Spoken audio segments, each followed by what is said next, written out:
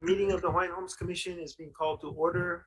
The meeting is being held in person at the Hilton Garden in Kauai, 3-5920 Kuhio Highway, Kapa'a, Kauai, 96746, and virtually via interactive conference technology. I'm William Isla Jr., Chairman of the Hawaiian Homes Commission, and today's date is Tuesday, August the 16th. The time is 2022. The time is now 10:23. Leah, would you please call the roll? Commissioner Wo. Here. Commissioner Helm. Here. Commissioner Kalekini. Aye. Commissioner Kaupu. Here. Commissioner Namu'o. Here. Commissioner Neves. Aye. Commissioner Teruya. Here. Chair Isla. Here. 8 members present. We have a quorum. Okay. I need to point out that we have 3 commissioners that are joining us virtually. There are folks signed up to testify virtually and in person. Public testimony can be provided at the start of the meeting or when the agenda item is called.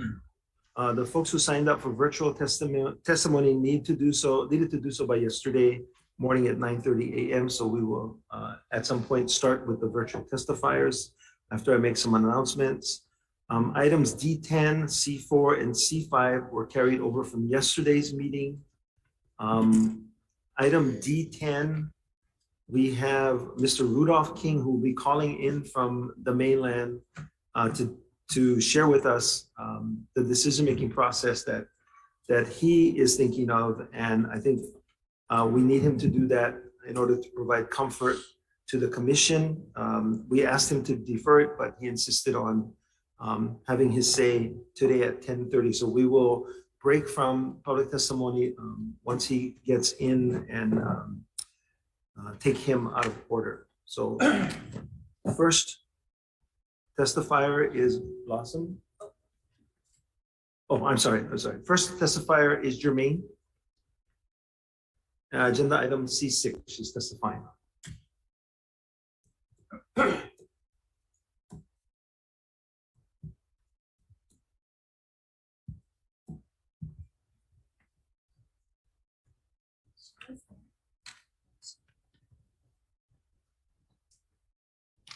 Okay, Jermaine, could you turn your camera on, please?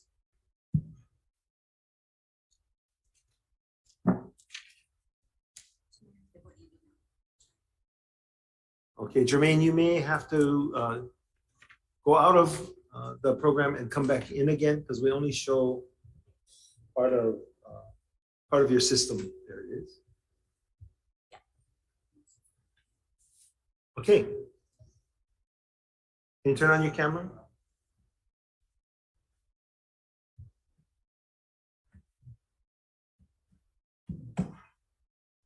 Oh, I'm sorry. Am I up right now?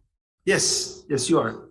So I was in the waiting room and I was watching to see other testifiers as well. They were already going through. No, you starting public testimony today. Oh, okay. Awesome. Let me start my video. Aloha Chair Isla, staff, and Lahui. I'm sorry, let me put this here. My name is Jermaine Myers, and I'm a Nanakuli Hawaiian Homestead lessee. After work last night, I was able to watch the live stream of yesterday's commission meeting. A total of 321 people viewed yesterday's meeting, a monumental meeting that consisted of 600 legacy dollars and 29 months of meeting minutes that never once came before the commission to validate its accuracy. 29 months equals to over 400 hours of digital video recordings. How was the spending of the $600 million presented to the commissioners and the Lahui? On agenda C4 and C5, which was deferred to today's agenda. C4 provided 4 paragraphs of discussion. It refers to the Exhibit A that was not included in the file. Exactly. Exhibit C5 provided 2 pages of repetitive discussion and included Exhibit A and B, each 1 page. Both C4 and C5 were not provided to the commissioners and Lahui until Sunday afternoon, August 14, 2022, the day before the meeting in which the recommendation is to approve the motion. Joby said in the meeting the exhibit was online for the Lahui to review since July. Lehua never told me about it during our July Neighborhood Board Hawaiian Affairs Commission meeting. Deputy Taylor never once told me or the OHA trustees about it during the OHA community meeting at UH West last week. What was provided to us in C5 is a lack of details, lack of clarity, and vagueness is very concerning and egregious.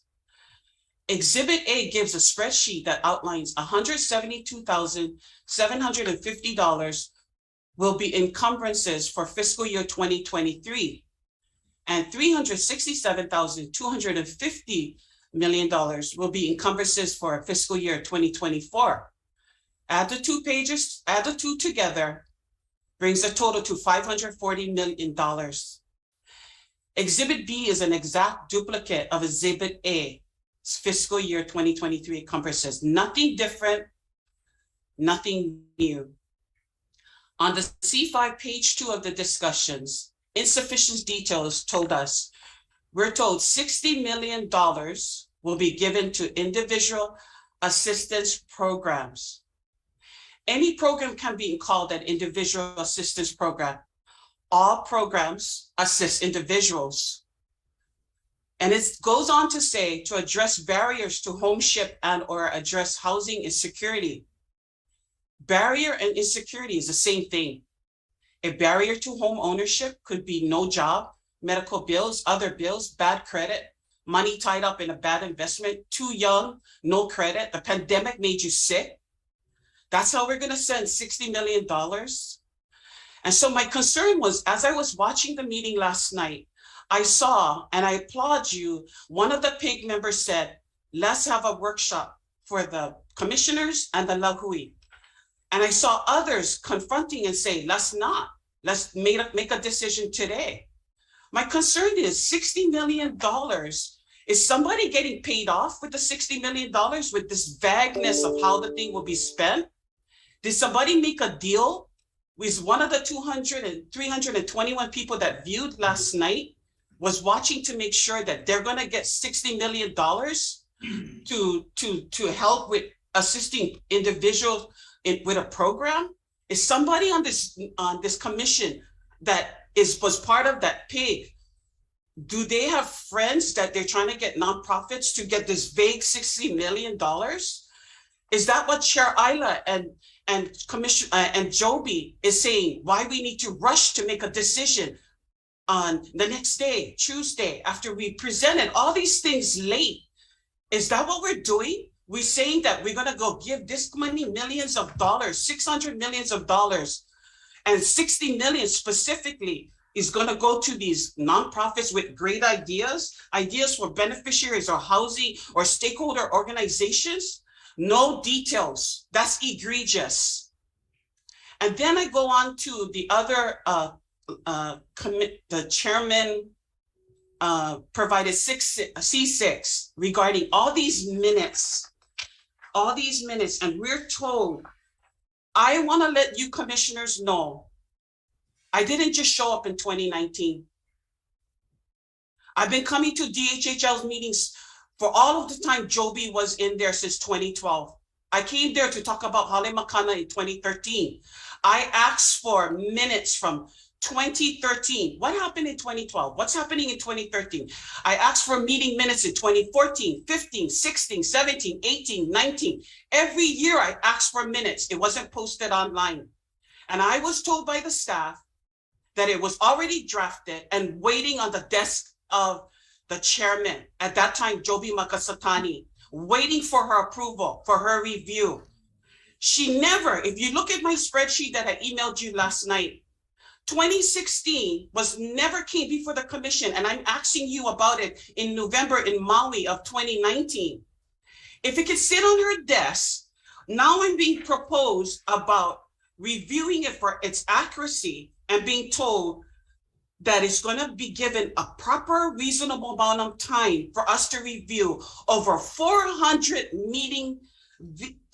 hours of meeting minutes. 400 hours. Who got the time?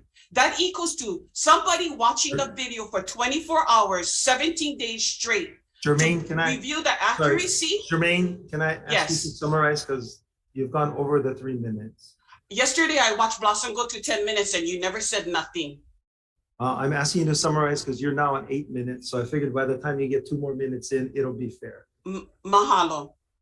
So now we're being told that the draft minutes will be reviewed by me for accuracy. It wasn't accurate all this time. Why didn't it go to the commissioners that actually sat on the meeting to determine its accuracy? We got to go by trust, or we got to go sit down 17 days for 24 hours to review footage to say if something was accurate or not. All those years I asked for it and it never got provided, but now we're going to get reasonable amount of time. What's reasonable? What's reasonable is the next month, which I'm going to summarize to you, Chair Ayla. She keeps saying that she's not breaking sunshine law, but she's violating administrative law. I pulled up the administrative law, and the administrative law, and go look at your page 1 of the administrative rules for Title 10 regarding the Hawaiian Homes Commission Act. That is what's being violated. She says that it's a practice of coming to the commissioners for approval. It's not a practice. It's actually an administrative law. It's a rule that says that the very next month, the commissioners that were sitting in that meeting for 7 hours a day, which was yesterday, needs to say that this is what was accurate. Otherwise, we have a dictatorship. We have authoritarian regime. This is about a democracy. Yet I watched a meeting last night and was compelled to see that all this vagueness is what an authoritarian regime does when they want to push through something, and then they be vague, and then you actually said, Chair Ayla, yesterday, we're not going to have a meeting, a workshop, because, and I watched that video, you said because nothing is going to change. If we have a workshop, nothing is going to change. Then what you're saying to me and the commissioners is you have no power. What we said in these 2 pages is what's going to happen. That's a dictatorship. That's authoritarian regime. I'm very concerned, commissioners, and I'm going to watch all of you because I have said these minutes should have came before us in a timely manner. And Jermaine, this also is not coming to us in a timely manner. Can you wrap it up? Or I'm going to wrap it up. I'm going to wrap it up. This should have came to us in a timely manner, not Sunday night. I mean, like in 2 sentences. And not vague. We need to look into this, commissioners, and you need to not be bullied anymore, and including the Lahui. That's why we continue to be oppressed. Okay. Because we let dictatorship and authoritarian regime tell us how things are going to happen. Thank you. Okay. So I just want to clarify for the record, the minutes from December 16, 17, and 18 are all posted online. We're transparent. They're not final yet, which means that the commission is not voting on them. That's a lie. No, quiet. You said 2019 is when you're supposed to, in 2020, after I saw the senators in February. That's when it came online. Okay. We're being as transparent as we possibly can. The minutes are online for all the time that she said. So the minutes after I became chair were finished. The minutes at this time are in draft form. You can go online and you can see them. One of the reasons is none of the commissioners at the table today were around at that time in 2017 and 2018. None of these guys were around. So how do they approve the minutes for accuracy when you're not around? So we're trying to deal with that issue. But we'll get it done. So I just want to address that. Number 2, yesterday I never said that we will not have a workshop. And I never said that. In fact, I left it up to the commissioners to decide whether or not to bring forward to the table today, right? The C4 and the C5.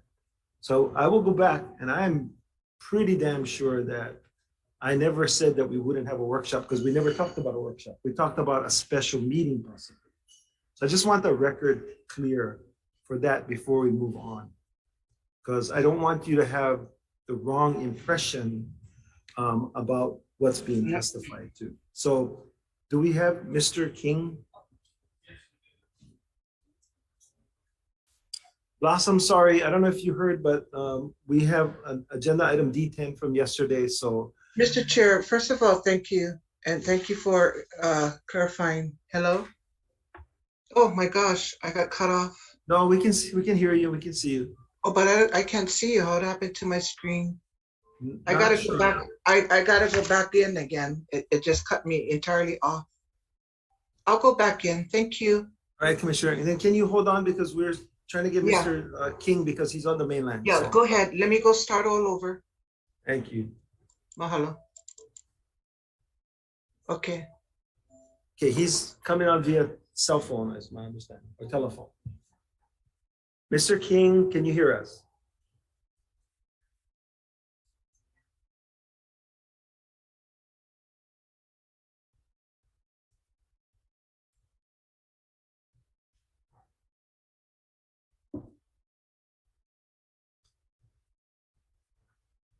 And I want you to know, commissioners, that we tried to get Mr. King to defer till next month, but he didn't want to. He wanted to speak today. If we can. Mr. King, can you please unmute your phone or have someone, help you unmute the phone? Okay, some young person in the room told me to suggest *6 to unmute. Because I would not have known that. *6 to unmute.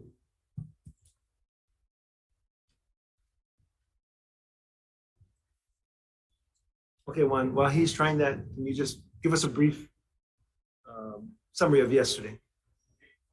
Okay. Aloha. Mr. King, can you Aloha. hear us? Yes, I can hear you. Okay, thank you for setting up this call with us. I want you to know that the reason for this call is everyone is extremely concerned about the decision that you're contemplating making, both from the staff and from the commission, which is why this extraordinary step has been taken. So I will turn it over to Juan. Good morning, commissioners. Peace be with you all this morning.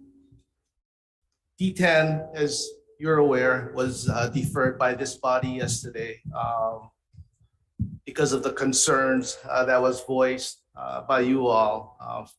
We were fortunate enough to get in touch with Mr. King, who has requested of the department to rescind his Waimanalo undivided interest lease number 11250. Mr. King received the undivided lease effective September 16th, 2006.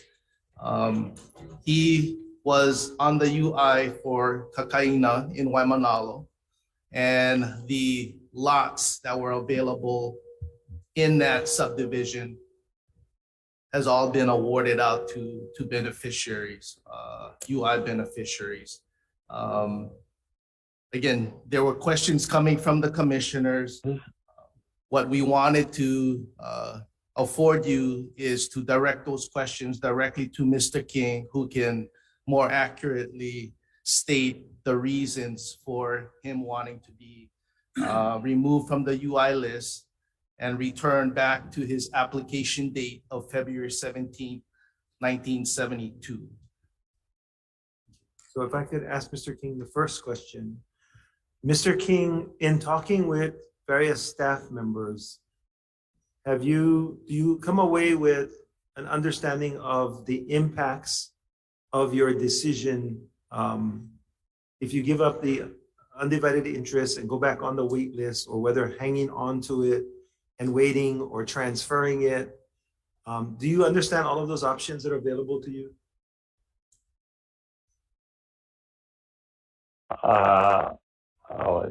You want me to give you my understanding? Yes, please. Okay, my understanding, before I got into this undivided list, that I would still be on the Waimanalo, but I found out that it's a different entity. And yes, I never want, if I knew this in the beginning, I would never have chosen to do this. I want to be returned back onto the Waimanalo list. Am I making any sense? Well, it's your choice, but the commission just wanted Okay, to that's feel- my choice. That's my choice. That's my choice. I want to be returned at my original status on the Waimanalo list. Okay, so the commission just needed to feel that the department provided you with an explanation of consequences if you chose one way or the other. So that's why we're asking you to make the call, and I'm sorry that you're getting upset about it. So, If I knew that I was going to be taken off the Waimanalo list, I would never have made that decision. Am I making any sense? Hello? you are Mr. King. Unfortunately, Okay, good. That's good. Okay, so unfortunately, the undivided interest program predates all of us at this table here. And so I can't speak for how it was communicated to you in the past. I understand that. I understand that. I understand that was a long time ago, you know. It's my bad for not really researching and finding out that I was going to be taken off the Waimanalo. Okay. But Hey, there's a lot of things that happen that Mr. What King, now? Can you hold on 1 second? There's another commissioner that would like to ask you a question. Yeah, go ahead. Aloha, Mr. King. This is Commissioner Awo. Mahalo for being here today. Juan, mahalo for coordinating the meeting as well. I just want to be clear that we are here to make sure that this is in fact in your best interest. And the reason we say that is because an undivided lease is in fact a lease that you have in your possession. And it affords you certain privileges and opportunities. We just want to make sure before you relinquish those privileges that it is in fact the right choice. So I myself may be a bit confused. So I'm going to now ask Juan a question. So Juan, Juan, when I look at this, he currently holds an undivided residential lease for Waimanalo. Waimanalo, that's correct. So it does not specify a particular subdivision. It says for Waimanalo. It's Waimanalo, but it's my understanding that it was specifically for the Kakaina because Kumuha was awarded already. So the next project was Kakaina, which has already been exhausted as far as lots availability. Okay, so it's your understanding, but that's not yet confirmed. And the reason I ask is because in speaking to Stuart yesterday, it's possible with the $600 million, we have a project that may be developed within 3 years that will create 100 new homes. So if that is in fact a possibility, and this lease as indicated on this submission is for Waimanalo, within 3 years, Mr. King may be able to use the lease he currently has to qualify for one of those homes. And this is what I'm trying to drill down on. Because if he goes onto the wait list, he relinquishes the lease that he currently has in hand, and he's a waitlister again. Now, my other question is, has there been a discussion about the possibility of him naming a successor? And so I guess I want to go to my first question. In the submittal, the undivided interest that is designated Waimanalo as the region, would this not qualify him for that project that may be coming up? That's my question. Commissioner, I've asked Paula Ayla, who is much more familiar with the undivided interest and the awards division, to join us. So if you would not mind, because I think the submittal is not written as it should be in terms of the specific location. So I'm going to ask Paula, because she's more familiar with the undivided interest, to answer your question. Okay. Thank you. Paula, did you hear the question? Yes, aloha, commissioners, chairman. Mr. King, as you know, holds a UI for Kakaina, but we've already offered all the lots. And we also have a backup list. So we're past the point of him potentially receiving anything for Kakaina. Because we've gone through all the UIs and we proceeded to the applicants. So all those lots are spoken for.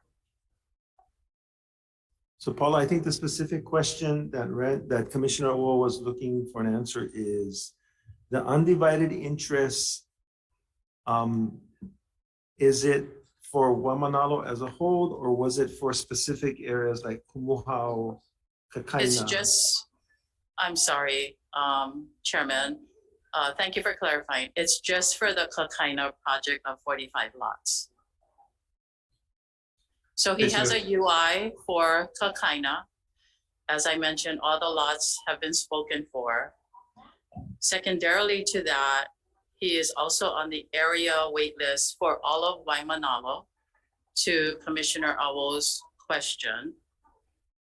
And if he forgoes the UI, which he could transfer, as we all know, then he would be placed back on the applicant list island-wide for Oahu. And when we do an offering, for example, in Kapolei, he would, depending on the number of lots, as is usual, he would be on the island-wide list, and we would go to the area, because he's an area waitlister, that would take precedence over the island-wide wait list. So that would be the trade-off. As a UI, he could transfer that UI today.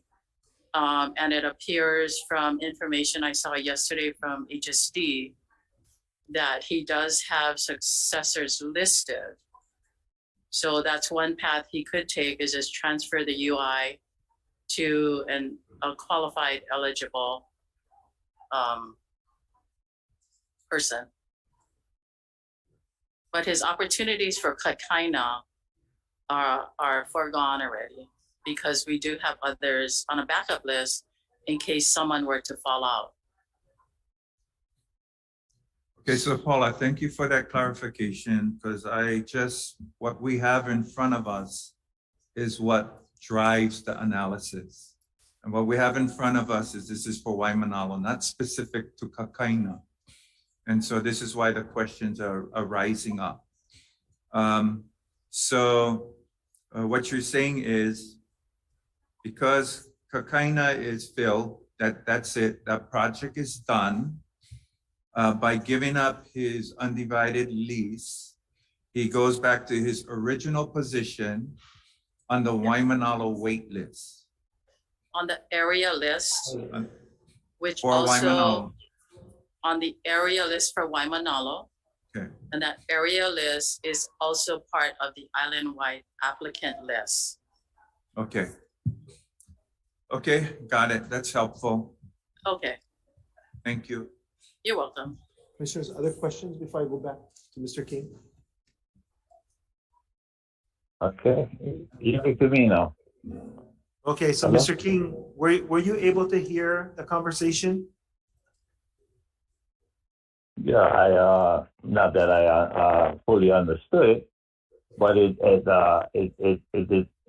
made me realize again that Kakaina, or the farm lot, is a different entity from the Waimanalo lot.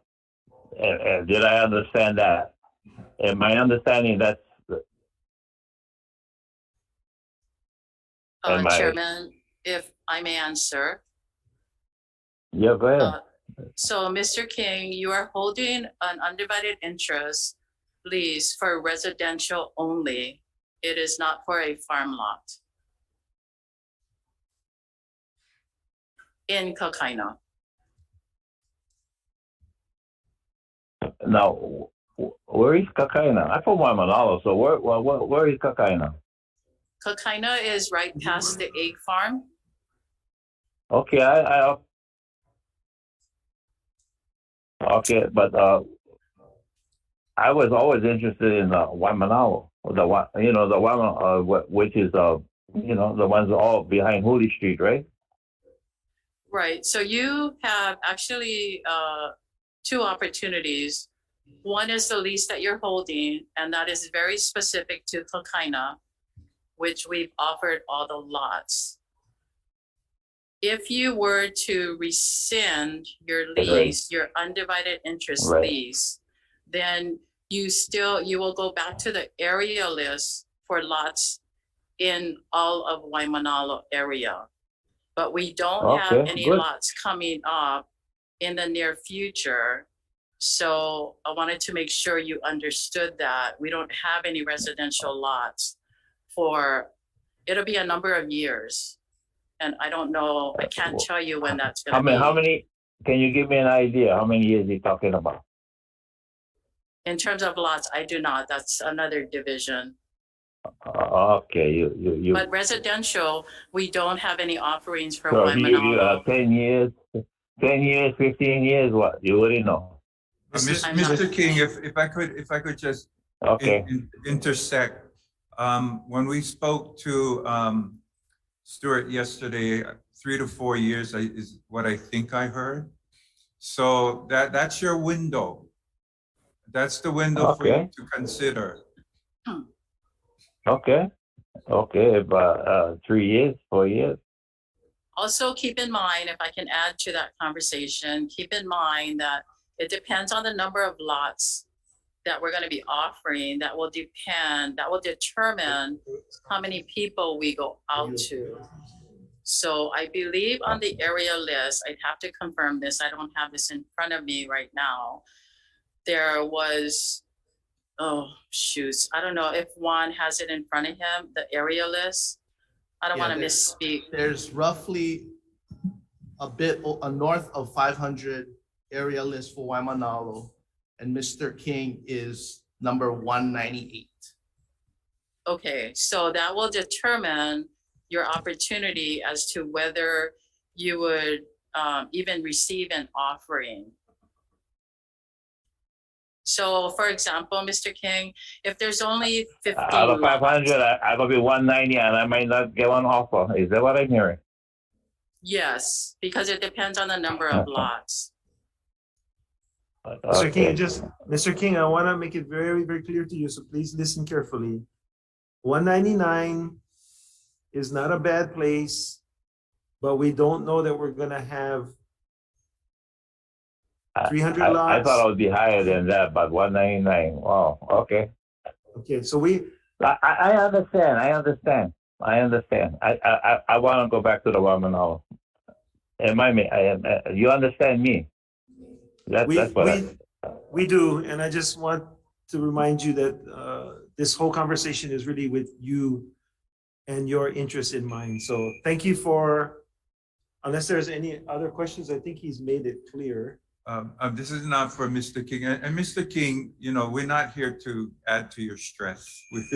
We just want to make sure that. What stress? Who gets stressed after 50 years? Okay, good. No stress. No stress. Okay. Color mine. Yeah. Color mine, right? Yeah. So I just want to make sure that this is in your best interest, and ultimately you decide. It's not us that's going to decide. But my question, I do have a question for Paula. Yes.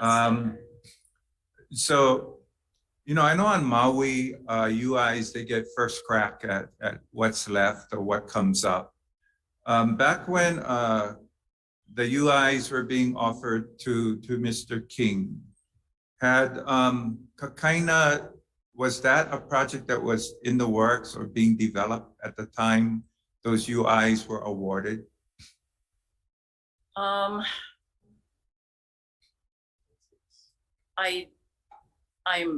pausing because I wasn't here when that occurred, when the UI list was created for Kakaina. So I don't know if it was based on the number of lots that was in development by LGD or if there was just a list that was created. I'm not sure if Stuart can speak to that. Okay, come Stuart. Hello, Chair, Commissioners, and Mr. King. So this is Stuart Matsunaga. I'm Acting Administrator for Land Development Division.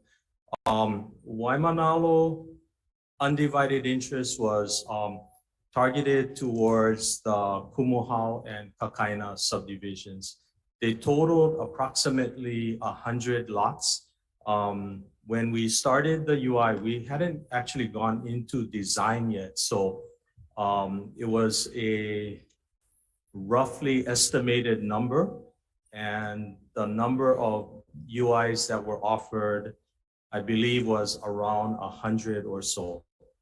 And so what happens sometimes is when the subdivisions are completed, Kumuhao was offered as, I think there were about 45 turnkey lots and 5 self-help lots.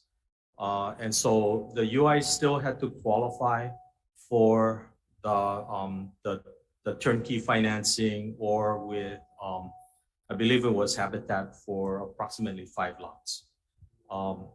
That was the first subdivision completed, and then we moved on to Kakaina.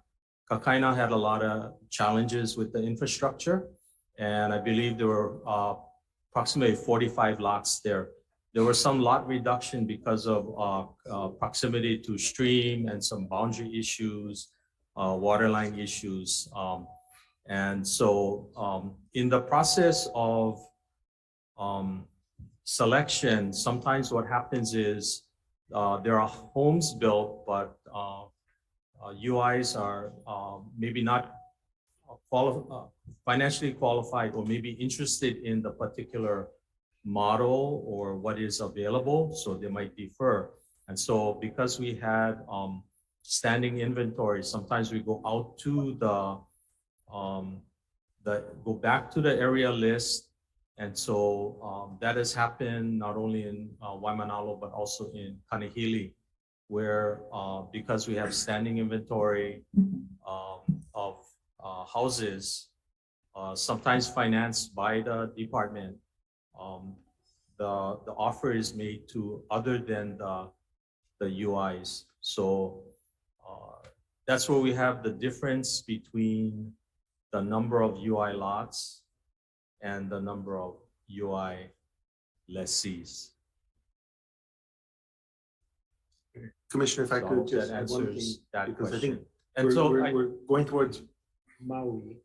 The situation on Maui is slightly different because at some point in time, the commission made a decision to allow for any of the UIs that were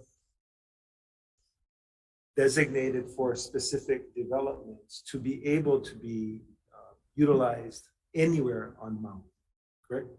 Correct, Chair. The situation, the reason why that happened was because we also had a lot of environmental challenges there, which, and with the environmental assessment, which took much longer than expected to try to meet the HUD requirements. And so we didn't have inventory in Keokeo Waiahuli. We were in process of also constructing lots in Wai'ehu as well as in Leali'i. And so at that time, submittal was taken to the commission to request a relocation option. And again, correct, Chair, that the situation was different. Okay. Yeah, I do recall that. I wasn't sure if it applied to UIs on Oahu. But, okay, so I think I'm done. Mr. King, mahalo for putting up with the questions. I'm glad you're stress-free in spite of the questions. And again, I'm just wanting to make sure when you give up a lease is a document that entitles you to AINA now. So in giving it up and going back to your original position, there's still some advantages to that, but I think all of the questions have been asked and answered. And so just we're going to honor your decision. Okay, aloha. Just add, Mr. King, thank you. Would you stand by for a second, and thank you for the opportunity for all of us to have this education. I need a motion. Oh, yeah. If you could just stand by, because we're gonna make a motion to hopefully to approve your desire. So may I have a motion to approve staff recommendation? So moved. Moved and seconded. All those in favor say aye. Aye. Does anyone oppose? Seeing none, the motion carries. And Mr. King, thank you very, very much. The commission just approved your desire. Thank you, Commissioner. Be safe Okay, on the mahalo. move. Aloha. Okay. Go back to public testimony. Blossom. Yeah, mahalo kanai. We're standing by. Can we get Blossom back on? There she is.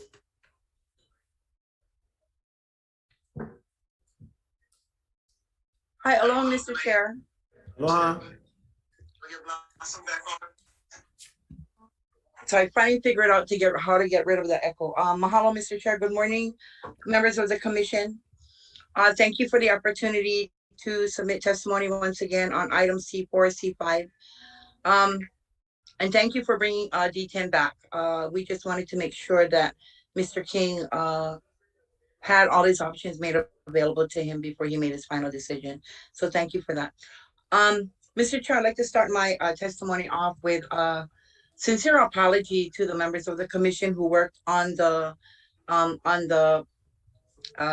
investigative committee regarding items C4 and C5. It was not my intention to find fault with any of the members. I think, I just wanted to acknowledge that we know that our commissioners, all of them, work really, really hard for our beneficiaries. And I just wanted to acknowledge that and extend an apology to Commissioner Kaupu. I hope I didn't offend you with my comments yesterday. But at the same time, I also appreciate the fact that we have an opportunity to address our, to talk about our concerns regarding these two documents. So I took time again last night to go over both of those documents. And one of the things that I wanted to point out to the commission is my appreciation for the recognition that beneficiaries need assistance to prepare properly for any future offerings coming up the pike. As a co-founder of Hawaiian Community Assets, who delivered financial education and home ownership opportunities to our beneficiaries, I can tell you that $60 million might sound like it's a lot of money, but when you're talking about beneficiaries who takes from zero to mortgage readiness, and it takes them 36 months to get ready, and the average cost to continue to work with that beneficiary to get them ready runs an average of about $50,000 a year. $60 million is sufficient sums to make sure that the need is being met. But the other thing that I wanted to also bring forth in that item is that the need for the department to be more willing to assist these nonprofit organizations who deliver these services in terms of making contact with the beneficiaries on the wait list.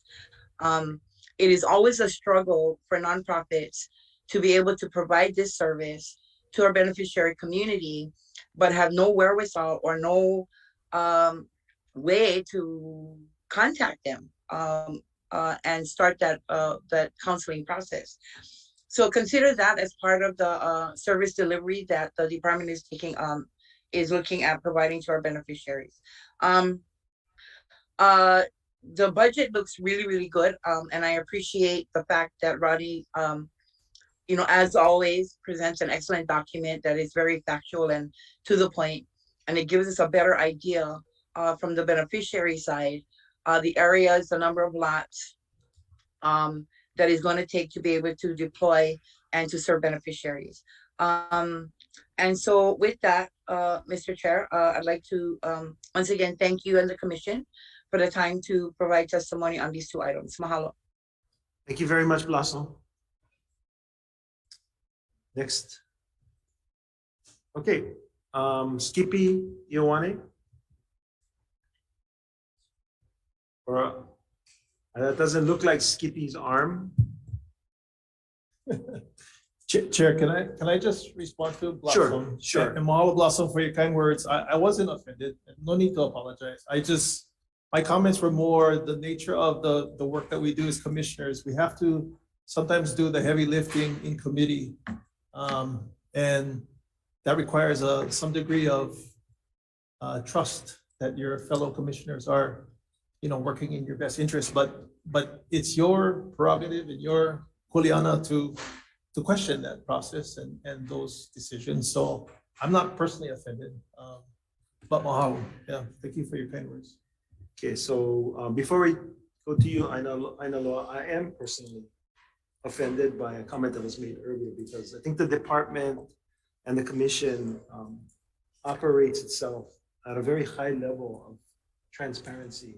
And so the accusation of the $60 million being pre-spoken for, I think I want to address that, because that's nothing closer to the truth. And it is a disservice to all of the employees who work really hard on your behalf. So, having said that, go ahead, Ainaloa. Oh, Aloha, commissioners. okay. Aloha. Can we hear me? Yes, we can. Okay. What a morning. Okay. What a morning for all of us. So, aloha mai kako e na kia aina pula pula Hawaii nei. I'm providing testimony on item C4. It's a hot item today, the preliminary strategic approach to implement Act 279. Kings Landing beneficiaries have been managing and stewarding and waiting on the AINA for over 40 years. And that has been to countless beneficiary meetings, advocating for leases and presenting innovative programmatic ideas to address the wait list and get the kanaka on the AINA. MAHA's innovative programmatic concept of the kauhale and of community is the foundation for the kuleana homesteading model now implemented at Kahikinui. And I see more beneficiary communities are finding that connection to the kuleana homesteading subsistence model. This model has a shorter time frame than indicated in the traditional homesteading lot production pipeline diagram, not needing the last two phases of infrastructure and home construction in the traditional sense. The lands of Kings Landing have already begun the process to assess its viability. A third party already contacted to begin the needed assessments of the AINA. Kings Landing is in the planning and environmental compliance phase. If given a priority status for the next 3 years and allocating funding from Act 279 to Kings Landing, kuleana homesteading could be realized within those 3 years. And that is a time frame that I hope our kupuna of Kings Landing are here to see, to realize, and to be a part of. This is something that they really deserve to be a part of. The Kings Landing community, we have lost our kupuna while waiting for leases, and ohanas have been removed from their AINA because of successorship is not afforded in Kings Landing. If homesteading of Kings Landing does not happen before my father is called up by the kupuna, then I too become part of those statistics. I will not be able to succeed the AINA as I am not eligible to become a leasee, and I will be removed from my home, from my one hanau. My great-grandfather, Keli'i William Ioane Sr., died before being awarded a lease. My father could be generation 2, making me generation 3 of the Ohana Kanaka Ole Ioane of Hawaiian descent, not realizing the intentions of the Hawaiian Homes Commission Act and of our ali'i kuhio. Time is a luxury that we in Kings Landing and all Hawaiian beneficiaries cannot afford. I ask that the commission amend these recommendations to add Kings Landing to the preliminary listing of new homestead lot development projects for Hawaii County so that we may too benefit from Act 279. Mahalo. Mahalo nui, Ainaloa. Okay, thank you much. Be careful driving. I parked, Okay. but hello. Aloha. Aloha. So yeah, we have a few other folks who signed up, but they're not in the chat room. So this is the last call for those who signed up but are not in our chat room right now. And maybe they choose to testify as other agenda items come up. Anybody in the audience? Okay. Okay, so we have no one in the audience that has signed up for. Oh, I'm sorry, Patty. And then Ray after.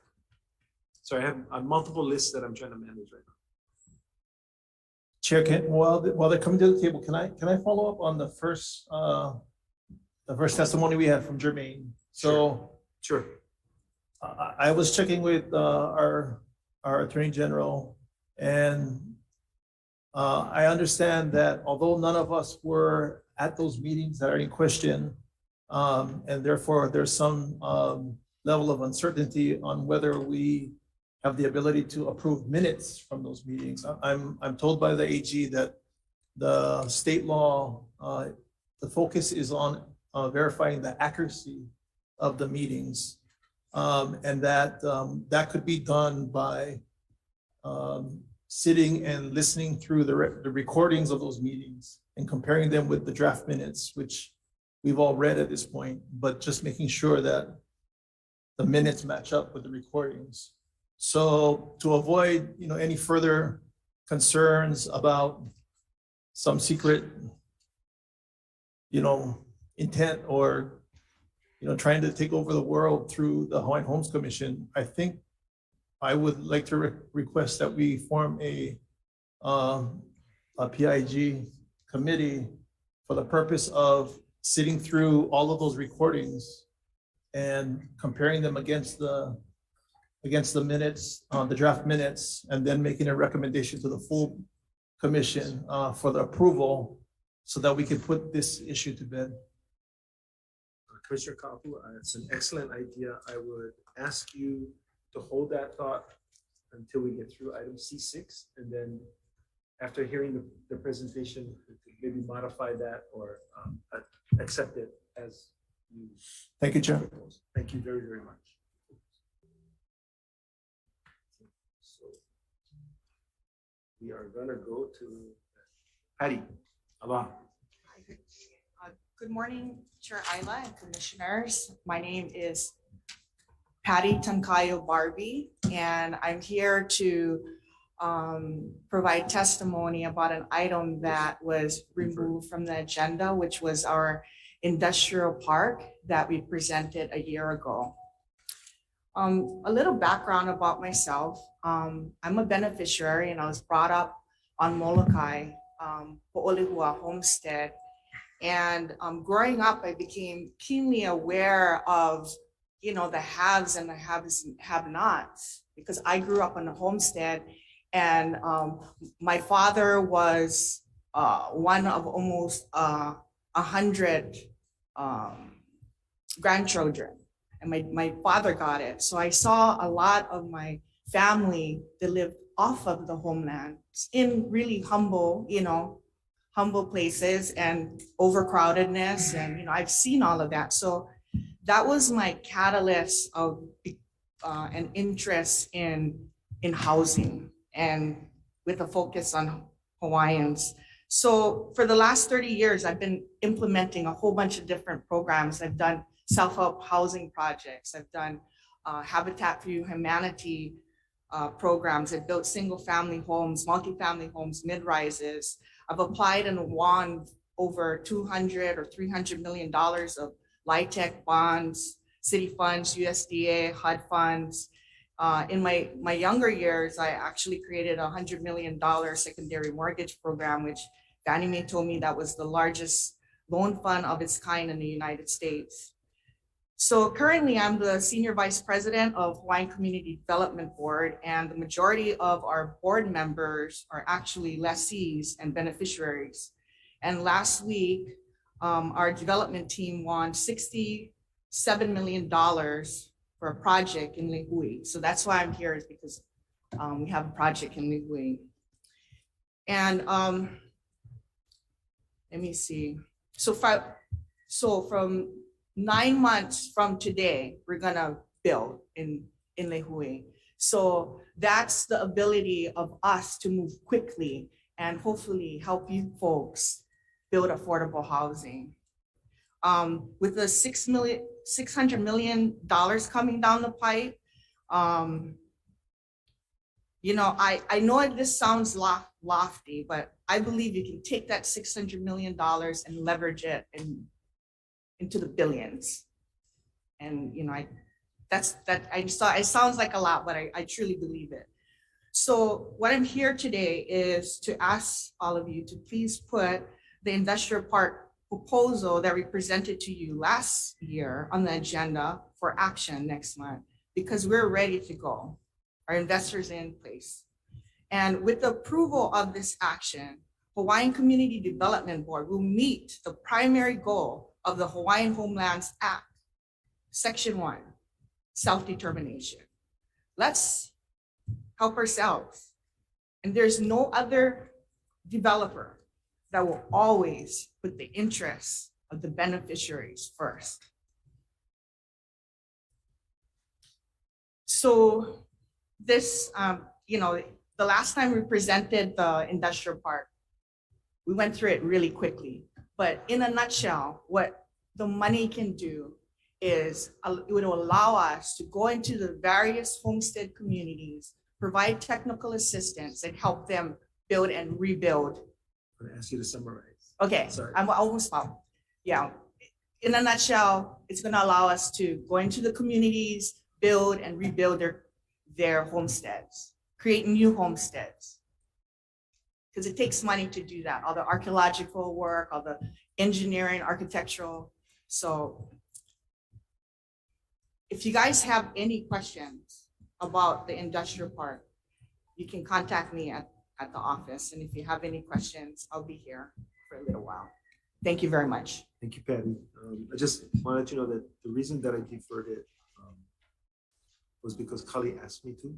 And so, because I shared with him that we have to hear agenda item F7 first. Mhm. So he made a decision to hold it off till next month, so. Okay. Okay. Thank you very much. And I appreciate all you guys' hard work because I know it's very difficult, these meetings. Thank you very much. Mahalo. Question. I have a question. Yes, Patty. Yeah, thank you.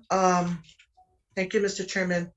First of all, I know I had a little cut off, but I do want to commend Jermaine Myers. She is, and if it's remiss that I don't speak up as an Oahu commissioner, and she is from my Nanakuli Hawaiian homestead, for the courage and the initiative that she testified and put all of these things together. So with that, I did want to thank her ahead of time for her testimony. And I had a question for Patty, and I noticed that on the Tuesday agenda, we did have F8, and Chair explained why it wasn't, it was in for informational. As you mentioned, it was on informational for August 2021. And so is this the same project that we're talking about in Kalaeloa? In August 2021, we had the opportunity to have an informational presentation by Hawaii Community Development on the Kalaeloa general lease. Patty, is this the same project that we're looking at today? She's nodding her head, yes. Patty? Yes, Commissioner, this is Kahana, Land Management Division. That is the same project. Oh, okay, it's Kahana. I was gonna ask her a question. She said it, yeah. Right then.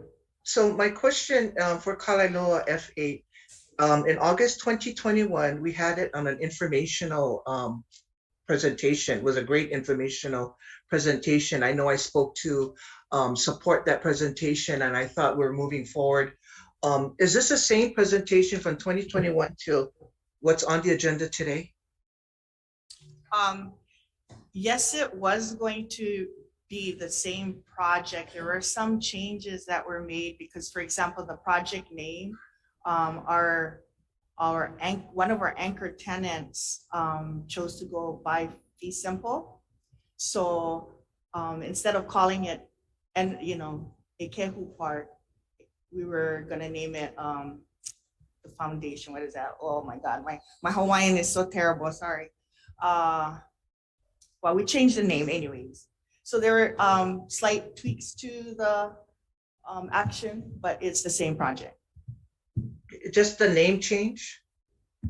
The name change, and what we did was, instead of amending a previous action from 2012, which is when our initial approval took place, we came in with a brand new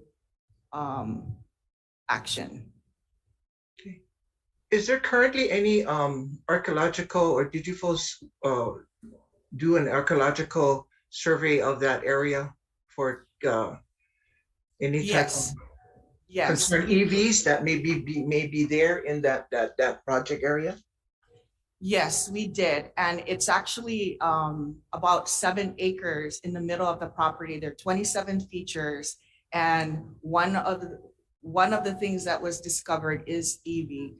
And that is another reason why I think we should be the developer, because we take this, taking care of our kupuna to, a higher level. It's very important to us in all of the projects that we do. Okay, great. Thank you. And then I guess I look forward for maybe, I'm not sure when the department will put this item back on, maybe the September, but I look forward to listening to your presentation and further getting updates on your new project. And then you will actually present the new name with that, correct? Thank you so much. Thank you, Mr. Chairman. Thank you, Patty. Thank you, Barb. I mean, Patty, 2 Patties, sorry. Popular Patty. Okay, somebody other than Patty, Ray. Thank you.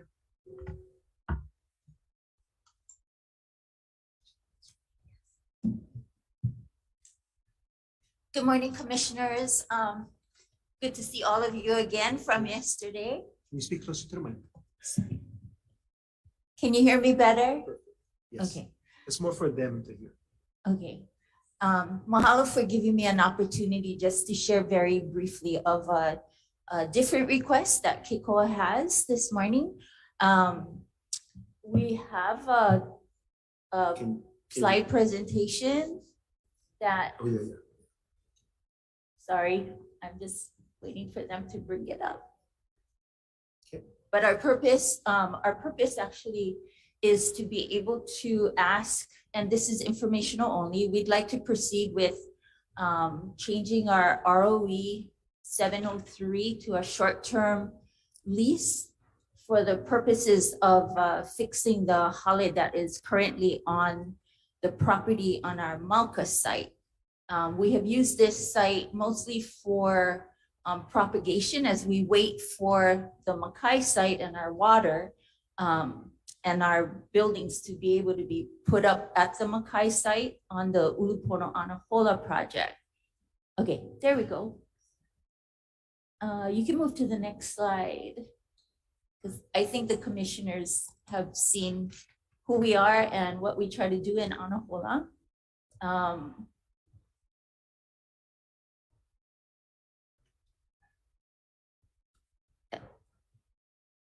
So on the next slide is basically just going to show you what our intention is, which I have already shared. You can go to the next slide. And so this property has really been used to educate our youth. Next slide. So you can just see kind of how that Holley has been used. Sometimes we have speakers come in. We have been working with Kanu'i Kapono School. We also do different projects to be able to provide building life skills and also to perpetuate our culture. Next slide, please. Thank you. The key thing is that this area has totally been used to support the Anahola community. You can see on the picture on the left is our new group of students for this coming school year. We have been very fortunate to hire a new farm manager and program manager, and they're doing an exceptional job. So part of the building skills that they did was making some raised garden beds for our kupuna in the area. So they were able to just learn different skills on using equipment on building things.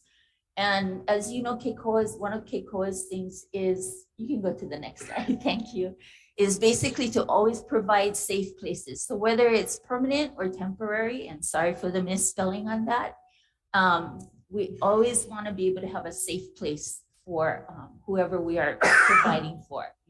The next pictures you're going to see is kind of the current condition of the Holley. So when you look at that, it looks pretty cool, right? I mean, you can hold a lot of different things there and provide for a lot of things. Next slide, please. But this is what the building actually looks like. So this is the top of the roof over the lanai area. Next slide. Thank you. That's the rooftop over the storage area that is connected to the building. Next slide, please.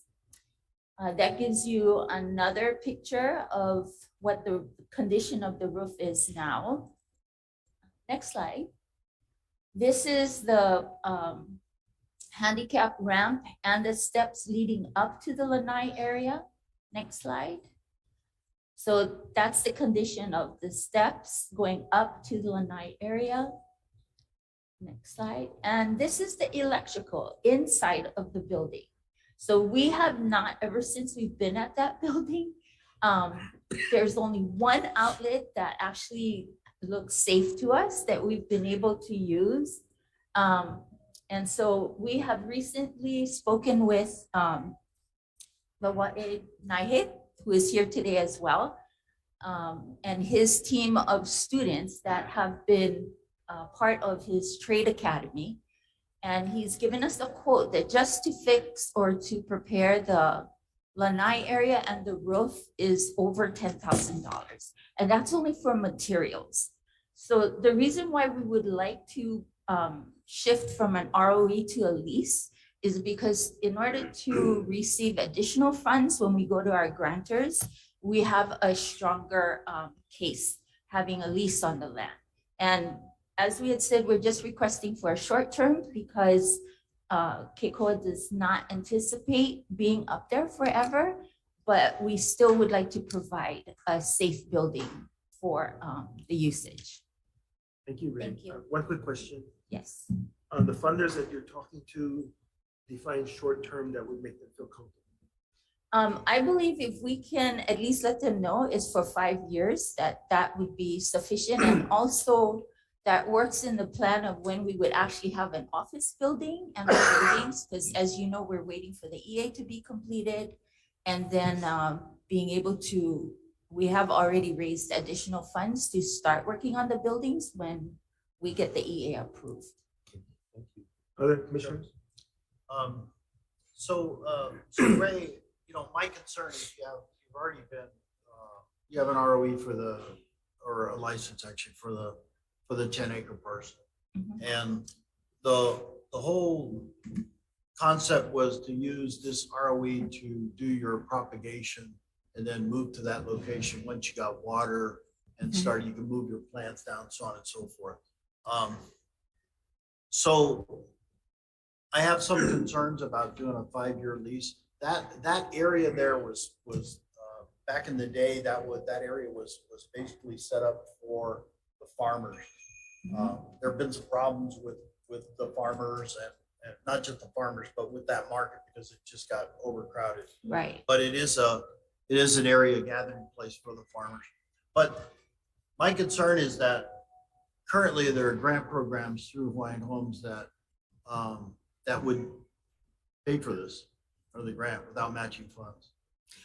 We are planning on applying for the grant, but Right. it's not a guarantee that we would get it. No, it's So not a guarantee, but I think you have enough weight in this in your whole project you've been doing to, Right. I mean, it's gonna be a competitive grant, yes, but going outside and getting, private funding and then have to leave that location in 5 years, I don't think the private, there's a sense of ownership And what I'd Yes. like to see is use the grant funds and move forward with grant funds so that it's available once you're ready to move, farmers can use it or whatever. But yeah, I agree, the building is unsafe. The electrical is unsafe. I worked there for 2 years with you Yes. when we first started the Yes. project. But I'm a little concerned that we are taking over something that would not be available for farmers. We do have a farming program that we're trying to get farmers to start farming. You notice there's a lot of farmers that aren't farming, and I'm an advocate to get people to start farming. They have to have an area that they can associate and put theirs together. So I do have some concerns moving forward. Thank you, Chair. Thank you, Dennis. Any other question? We are open if it's a shorter lease. We just feel like we can get more leverage, and the electrical is not even included in that cost. And neither is the labor for that cost that I gave you. So Thank you for sharing, Ray. Thank you, Ray. We will take into consideration and just all commissioners, we have to be cautious of not being pre-decisional. So I think you threaded that needle real close. So just watch that in the future, all of us.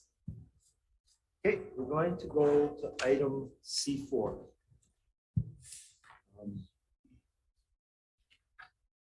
We'll come back to the table, and is Joby available?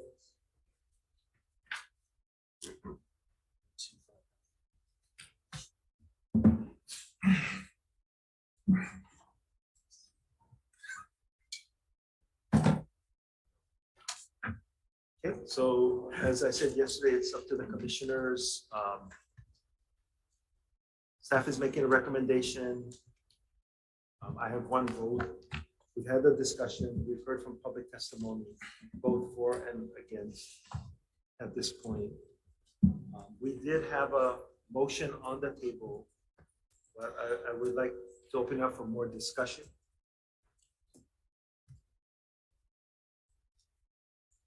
Commissioners, Can you please Online. repeat the motion? Mr. Chairman, is this the same motion that's on the submittal? Is that what it is? it is correct, nothing changed. On, Okay, it is the same recommendation in the submittal. okay, so Andrew, can you repeat this, the motion that was on? Andrew, would you please read? Or Joby's on now, so if she has a submittal. Okay, Joby, we're looking for the language, the recommendation for C4. Sorry, Can you read the recommendation for commission action on items, agenda item C4? sure. Commissioners, can you hear me okay? Yes, ma'am. Okay, so the recommended action on item C4 is that the commission accept and approve the preliminary strategic approach to implement Act 279 of 2022 and strategic approach plan attached as Exhibit A, and authorize the chair to begin implementation of such plan. Thank you, Joby, and I want to emphasize the word preliminary, and Blossom is just signed up, so if there's no more questions, I'm going to go to Blossom for public testimony. Okay, no. Blossom, please turn on your camera and turn on your sound. Good morning, Mr. Chair. Mahalo once again to have the opportunity to testify to this item. So, like I said earlier, I did have a chance to go over it more carefully last night. And, you know, I'll be honest with you, with the exception of the beneficiary activities, you know, this plan is still, to me, it's just a little bit light. I had a difficult time connecting the budget to the plan itself. I think that there's not enough detail in the strategic approach for this, for the Act 279. And those are just my concerns that I had. I do think that, you know, our commission should have more time to deliberate and ask questions. However, that is at the pleasure of the commission to decide. So Thank you very much for the opportunity, Mr. Chair. Mahalo, Blossom. I appreciate your input. I just want to say that, the key word here is preliminary. This plan is going to morph and going to change as we go forward. So there'll be lots more discussion on it. The $60 million, we still have much more discussion to go on that. And this is we have some financial things in the budget and financial things in the preliminary strategic plan that I just feel are important to start, knowing that this is going to change and there's going to be more discussion. So that's why I'm putting it before the commission. It's my prerogative to do so, and it's the prerogative of the commission to make their decision. So thank you for your input. Any questions? Sure. Mike? And then Patty. Yeah, thank you, Chair. So yeah, I just wanna, I guess, for me, clarifying, yeah, this is a preliminary strategic approach plan. And I wanted to confirm that the ultimate plan is what we as a department is required to submit to the ledge by December. Is that correct? That's a recommendation based upon the legislative act. Yeah. 279. But I also would caution that even after we present this, there will be more plans. There has to be flexibility in the plan to allow for changes. And I wanted to mention that too about flexibility. I know that flexibility was mentioned yesterday and like right now. And so that flexibility actually would allow us to look at what some of our testimony was provided for us to look, for example, King's Landing and some other projects. So I like the flexibility part and I support the preliminary strategic approach. Thank you. I would just add that another reason that we need the flexibility is we have no. Chair, I'm having trouble hearing. Okay. I just, thank you. Did you hear, Commissioner? I didn't hear the tail end. I'm not sure what the. Could you just repeat the tail end of the conversation? Oh, yeah. So I was speaking towards flexibility and I support that 100% because we've got testimony from beneficiaries about certain potential projects like King's Landing and other places that they want us to consider to include. That's my last. Okay, thank you. And then I just wanted to add, Randy, that we're unsure of construction costs at this time. So that's why SUD is very hesitant to commit at this point until we start getting some bids back in because of supply chain issues and just the cost of inflation. So that's an added factor of unknowns, which is why we're asking for the flexibility to move potentially projects around based upon the additional costs. Dennis? Yeah, as a member of the PIG, it was an arduous task. Okay, we spent a lot of time and a lot of going back and forth on what we can do, what was requested for us to do. This is a living document. This is not, in stone. It's got to move because, we have procurement issues. We have things we want to act on as quickly as possible. So I think the PIG and being on the PIG, you're involved in those conversations and you understand a little bit more because the project, the final document was put on the rest of the commission at a later time. I also respect my fellow commissioners and I look for their manao, and to get true manao, they need to look at the document closely. So we need that support. We need our commissioners to support us, and we try to support each other in all of our islands. But this is a very, very important document. It's going to continue to move. As we move along, it's going to move. This is a preliminary document, sort of a pathway that we need to move forward on. So I just want to make sure that it's clear. There's no underlying $60 million.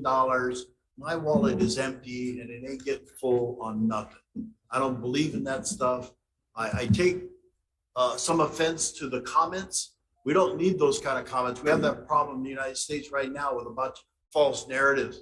So, but but I understand there's passion. There's a lot of passion. There's a lot of money out there. We need to move that and help our Lihue. So honestly, I think all of our commissioners are trying our best based on what we were posed with to come up with a plan to move forward and be flexible as we do.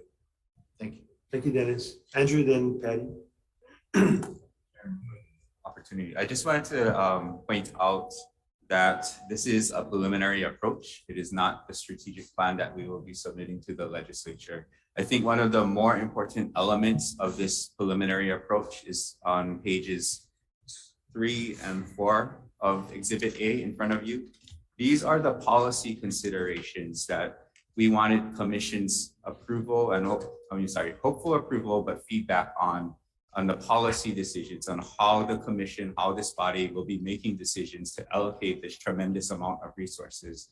This is kind of the core of this strategic approach, is how this body will be making decisions in a fair and transparent manner. So I just wanted to read out for you. So the policy consideration number 1, the majority of resources provided under Act 279 should go to home ownership activities rather than rental activities. Policy consideration number 2, resources provided for home ownership activities should prioritize new homestead lot development. Policy consideration number 3, prioritization of homestead lot development projects should be based upon the following: timing, position in the DHL production pipeline, which is one of the graphics in Exhibit A. 2, priority areas for new homestead development identified in DHL island plans. And 3, waitlist demand on each island. So this preliminary approach isn't meant to get into specifics. I acknowledge Blossom's comment that it is light, and I acknowledge that this is a very light document, but the core of this document is located on pages 3 and 4, which articulate in a transparent manner how this body is going to make decisions to allocate the resources moving forward. Thank you, Andrew. Patty? Thank you, Mr. Chair.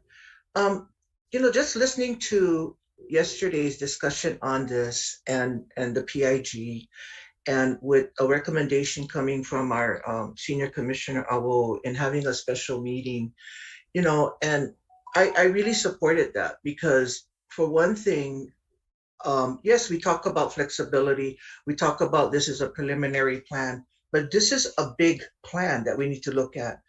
And having documents not in front of us, that was one concern, and not diving in to really get to know. Correct, the PIG met a couple of months. We as commissioners wasn't involved in a PIG. We didn't have the opportunity to deep dialogue in this strategic plan. And so we have time. A special meeting can be with entire commission so we can all agree to move this legacy strategic plan together. And so, I don't feel comfortable today about supporting it. I feel comfortable that this PIG can consider and get us involved in this discussion and support a special meeting. A special meeting is not a month or way down the line. It's only 1 week. 6 days sunshine law, you have it next week sometime. Why can't why can't us as other commissioners get involved, that we weren't involved with this PIG recommendations? I do have a lot of questions on this. The budget per your strategic plan, the RFPs that are gonna go out.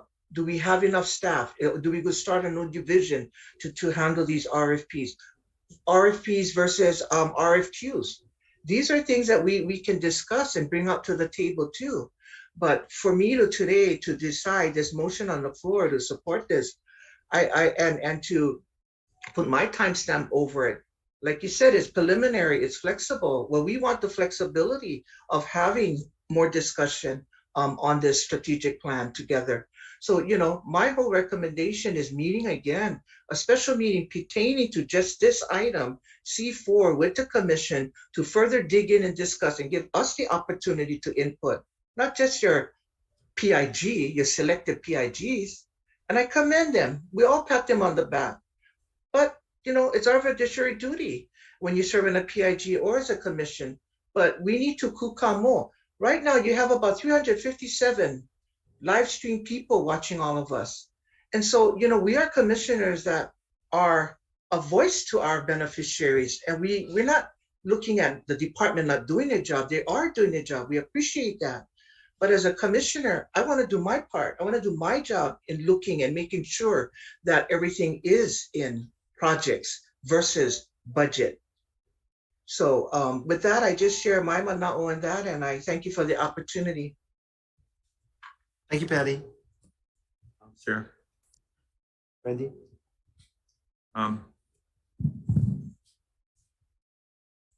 So I thought I would wait to give others an opportunity to speak. I want to say first that no one here in the body of commissioners agree with any insinuation that our staff or commissioners are acting inappropriately in delivering this package. That said, I don't necessarily appreciate an insinuation that us asking for more time is not necessarily reasonable.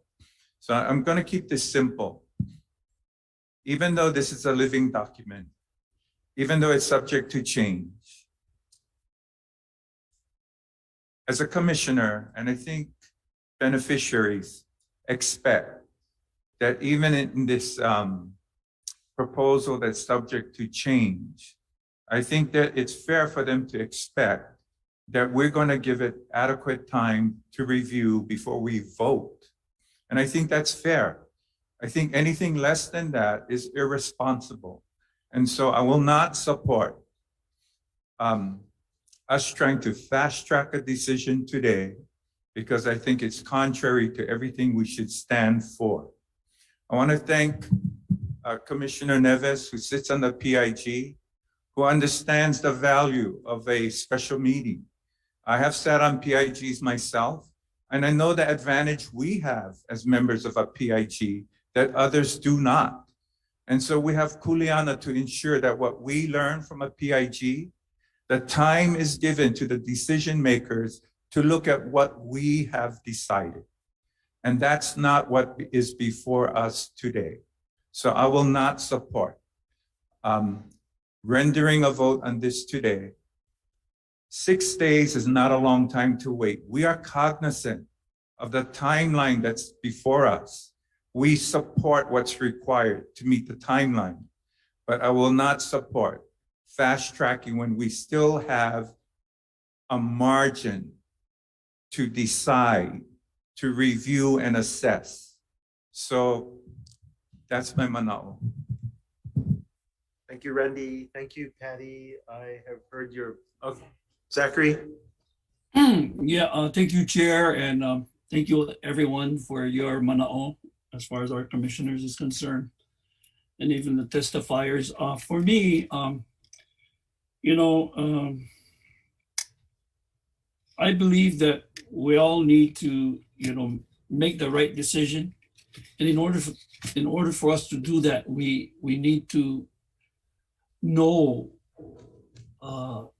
as much as we can know. And, I'd like to say mahalo to the PIG, the staff that worked so hard in putting these documents together. But me, myself, I would like to also request for a special meeting, and I'm not going to support this at this time. So, that's where I'm at right now. So I think that, having more time within the next 6 days is legit for me. And yeah, so I'm not. Mahalo, Zach. Thank you. Yes, of course. So I also want to add, I recognize the amount of work, the time, the energy that's required to serve on a PIG. I get that. But what we are offering as members of the commission, we are willing to volunteer additional time ourselves in a special meeting to come back and review. So we too are offering to invest more time in this. Thank you. Thank you, Randy. I appreciate, I appreciate all the challenges around this table from the differing points of view. So having heard passionate pleas, my prerogative as the chair is to defer, and I hope that all of you will get on board with the scheduling so that we can have a special meeting to discuss both this item C4 and item C5. So we will be deferring item C4 and C5 until a special meeting to be scheduled. Dennis. Folks, this is a commission in action. Yeah. This is what we do. We're passionate. All of us are passionate. It's a big decision.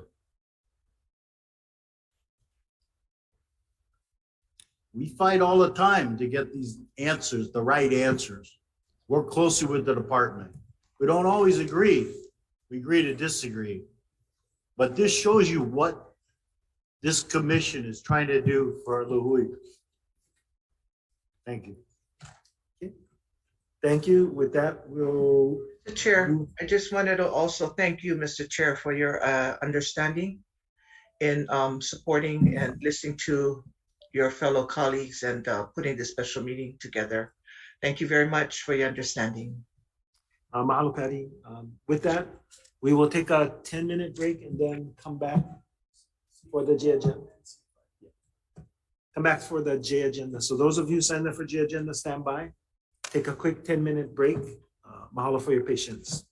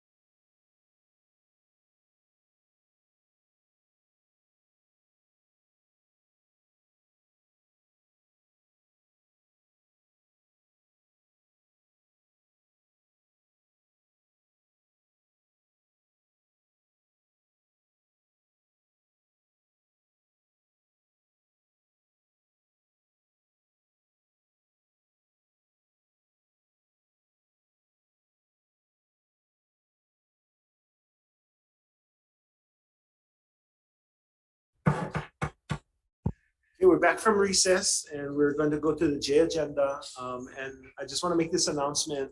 I apologize to members of the audience because we have so many more items to go. The commissioners, and I apologize to the commissioners too, that the food is going to be passed out to you and we're going to eat at our tables while we continue the business. Okay, so apologize to everybody that you got to watch us eat, but we got to get the business done and get the business done. So, aloha. Harold and Associates, I guess you can introduce yourselves. Yes. Hello, Mr. Chairman, commissioners, and the Hawaiians in the back. Aloha. Aloha. Today, I got involved with a project that is near and dear to me that I'm bringing forward to you. To my left is John, nicknamed Scooby Matos. He will be spearheading the project. KHHA, who I represent, is going to be the umbrella that he'll be under. After you hear this project, then I'll get back with a closing statement. To his left is Jackie Kaina. She's the assistant director, executive. Please. Aloha mai kākou. I am Jackie Kaina. I'm the executive director of Kauai Economic Development Board. And to her left is Stephanie Iona. She is with the Kekaha Agricultural Group. Each one of them will give their mana'o, and we'll go from there after it's done and go through a question and answer. If you got it. Aloha board. Mr. Chairman, thank you for this time from you guys. My name is John, and I'm not much of a talker, so I'll mostly leave it up to these guys. But born and raised on the west side, I've been ranching, hunting, living on the west side my entire life. I was in the military right after high school. I was at the fire department for about 15 years, the last 4 as an EMT, and now I work at Kauai Island Utility as a power plant operating technician. But this project right here is my passion, along with a lot of Hawaiians right there in Kikaha, my friends that I trust, and who can be the starting up part of this whole program, pilot program, if you will. And yes, I'll leave it to the next person.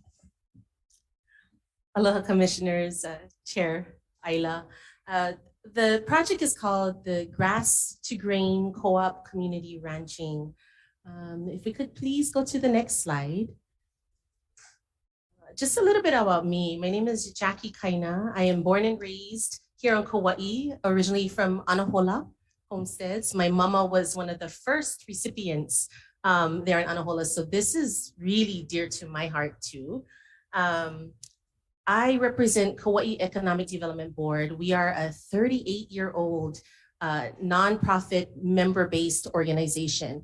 And if you can see up there, our mission is to improve the quality of life on Kauai by developing partnerships to diversify the economy, supporting industry clusters, and educating Kauai's youth and workforce to succeed in the global economy. That's a mouthful, but what that means is we are here to support all economic development island-wide. I was blessed to go to Kamehameha schools and then on to UH Manoa. I decided to come back here to Kauai because I wanted to bring my talent back home and raise my family here on the island. This job is not a job for me, it's a passion. I get to help people like Scooby here realize his dream. If we could please go to the next slide. We partnered with the County of Kauai with their Kupa'a Kauai program during the pandemic time. And this project was really birthed out of what we found, the problems we were having during that time of the pandemic. Food sustainability was a big thing for us. Our shelves were empty. We had, our farmers come out and provide food to our families. Next slide, please. So the need for co-op ranching, again, it's to address food sustainability issues on Kauai and assist our ranchers in building sustainable businesses. And I put that slide there of the empty shelves because that is still happening today. And we want to somehow make a difference here on Kauai. And this project is one of the ways we're going to do that. Next slide. Again, the need for co-op ranching, we're remembering the COVID-19. At that time, Young Brothers decided that they will no longer be shipping out half containers. That was not easy on our ranchers. We have a lot of small ranchers, and they were not able to afford to ship out full containers. So that was really hard on them. And what happened then was just a domino effect. We had a backup of cattle on island. We had not enough land to sustain the volume of cattle. And as the cattle got older, the ranchers made less money because now, they can only use it for hamburger, and they don't get a whole lot of money for that. Next slide, please. This co-op pilot program will address the following: food sustainability. The cattle will be grain finished, offering a local alternative to grass-fed only beef. That's huge, especially for all of us who love Costco meat. Yeah, this is something that we've been talking about with our partners. And when we talk about grain finished, you're going to see in one of the next slides how we are partnering with other organizations that will provide that grain to these ranchers. We have enough money to support 3 ranchers initially. Because we're partnering with Uncle Harold here, and we're looking to really develop the Kekaha side or west side, we've identified Scooby so far, but we're hoping that with his friends or some maybe beneficiaries on the west side that, we can help out 2 more. The ranchers will share equipment and funding sources, which we will help. And we'll connect ranchers with business and rancher mentors to ensure success of their business. We've already secured $100,000, which is needed for infrastructure such as fencing.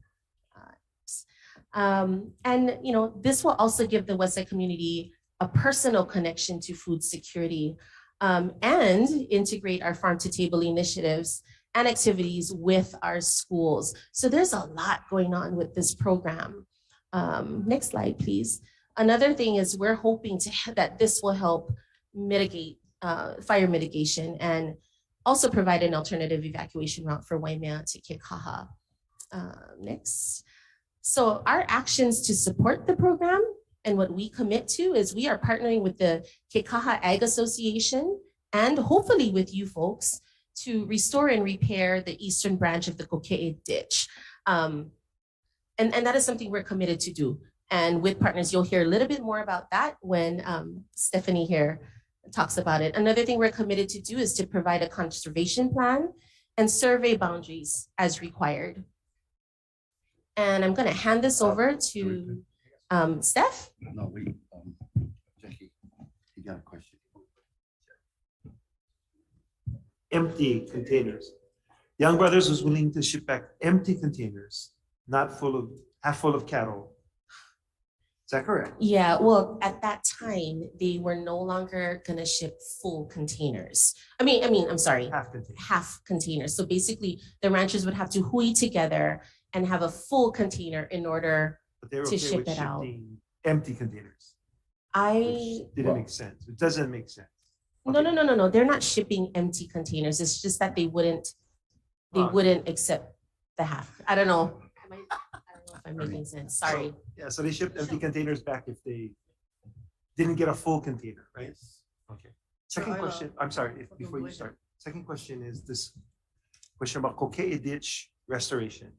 It's nice that you brought that up, but we have an agreement right now with KIUC. So we have to learn a little bit more about that issue. Okay, sorry.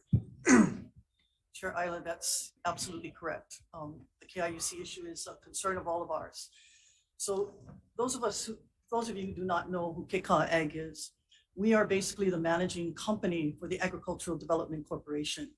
We are in charge of managing 12,500 acres of land in Kekaha.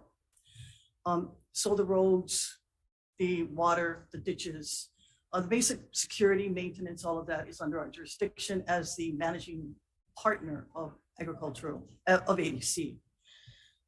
What I want to step back and just share with you is 8 years ago, all our farmers, and I'm talking people like Daryl Kaneshiro, Bruce Robinson, including the hospital, and all of us were in a room that Governor Ige called to a meeting in Hanapepe.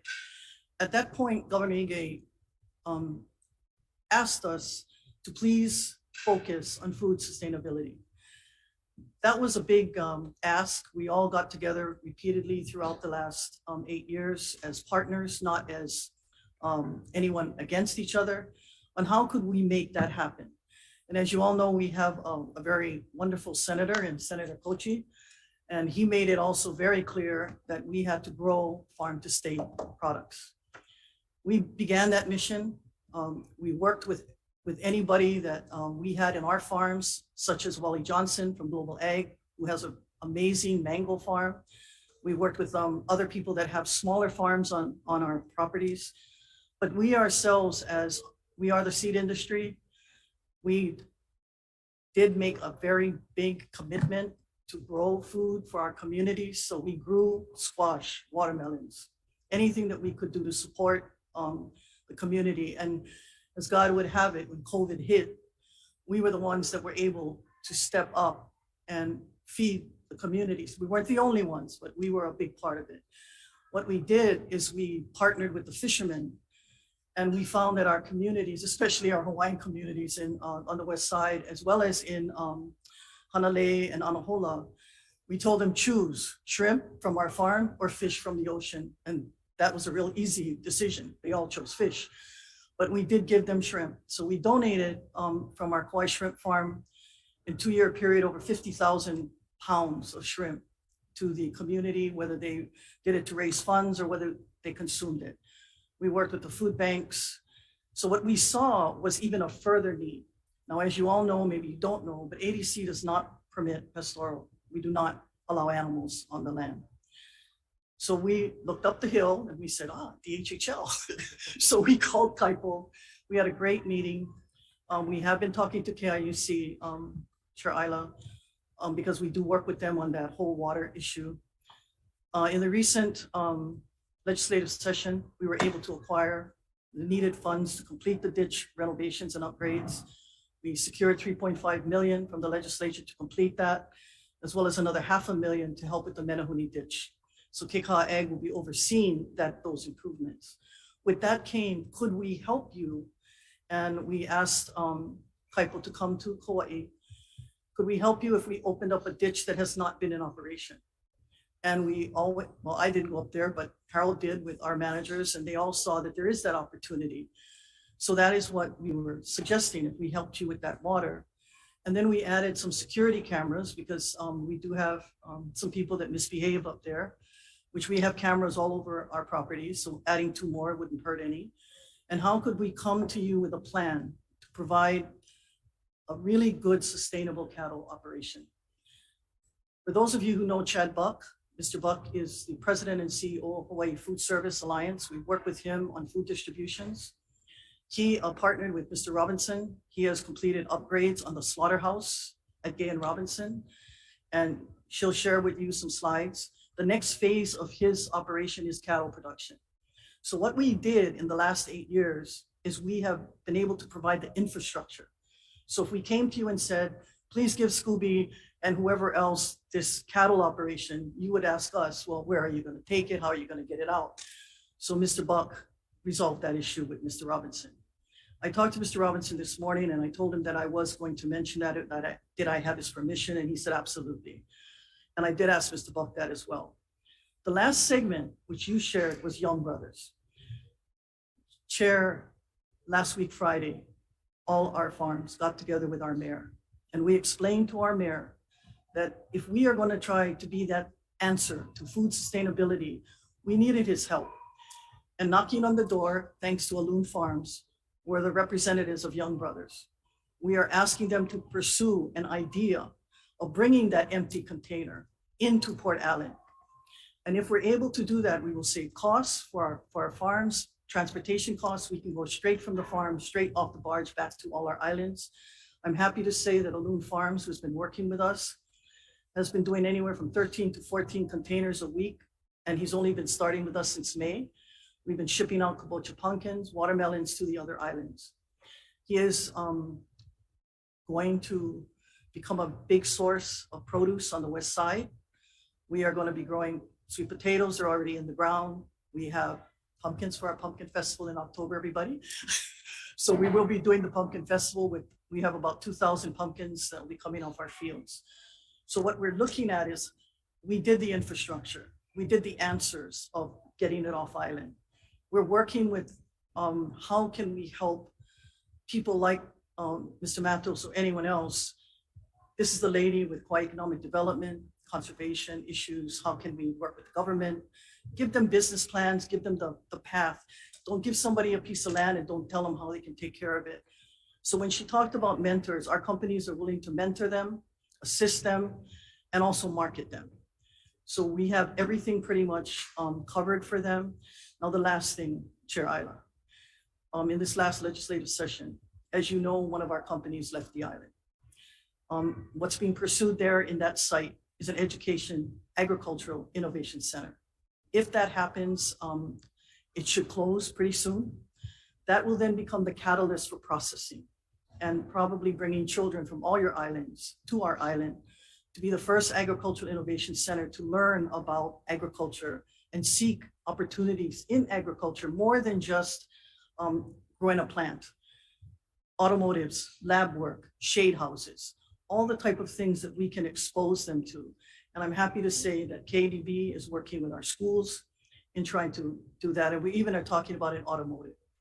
So I want to tell you one last thing is we have two wonderful boys that work for us at KA. And one of them's a Duesenberry and the other one is a Santos boy. And our manager said, why don't we get them a CDL license? So we're taking internal training so that our people can step up in their own way. And I was so proud they got their CDL license last week. So when you look at that, our own people are learning from what they're able to do out of the box. So that is what Kikaha Ag is willing to provide. And we are here to stay. We're not going anywhere. So what we want to do is hopefully you'll agree to allow this partnership to grow so that we can help our children and their children's children. And I know you've heard from so many people about help the children. And yes, we have to. That's my focus too. But for me, I want to help that age group. I want to help them be able to mentor their own children and grow their families while we maybe can do the rest in the Agricultural Innovation Center. So that's my perfect timing to summarize. So you have anything else to add? I know, Mr. Is there a written proposal somewhere? Not, well, she sent it in, it's gone in today, so when you get back, you should have the proposal. So I would like to encourage you to stick around because hopefully after we get through the J agenda item, we're gonna have a presentation on agenda item F6. I wanna try to get to that today, which is a presentation on the revocable permit pilot program status update. So if you can stay for that, I really encourage you to stay for that before you write up your proposal. Okay. Okay. Thank you very much. Any questions from the commissioners? Dennis? I don't have any questions. This is exciting. Kaipo, how long do you have this secret in your back pocket? You never tell me. Rada, come on. No, these are exciting times for Kauai. You know, I'm so excited that we have a lot of people that are interested in our youth and interested in Pops over there and me, Pops myself, and mentoring our kids. And I think, you know, being self-sustainable, this island really needs self-sustainability. You know, 2 years ago, I started taro farming. My own employee is in the back there, my wife. But that's what it takes, you know, that's what it takes. You got to show your kids, hey, we can make this, we can make it work. So I really appreciate the presentation. I look towards to the formal presentation. You got the land, right? Thank you. Thank you, Dennis. Wait a minute, Jackie, you got the slide on the other one? We're getting back to the part where, or do you need to see it now, the parcels that we are looking at to start this project? Can I ask you to hold that off? Because I think it's really important that we hear the F6 presentation. That way you can refine the proposal based upon what you hear. And Dennis, I actually told Kevin to wait until we hear F6. Okay, so with that, I just want to say, you know, we already have the support, as you can see, and it's exciting. I was very excited to make our association a part of this. Where else can you get people to look at a project like that and say, hey, we'll do it, we'll support you, finance us, and the local Paniolos, we got the Hawaiians ready to go. We just need your Juliana and the IA product. So with that, we'll wait till the end. Thank you very, very much. Thank you. I encourage you guys to think about Waimea Homestead branded products. So just think about it. I mean, thank you for that acknowledgement. Thank you very, very much. Can we bring Blossom? Oh, Blossom standing by. Mahalo, Blossom. Hi, aloha, Mr. Chair, once again, members of the commission.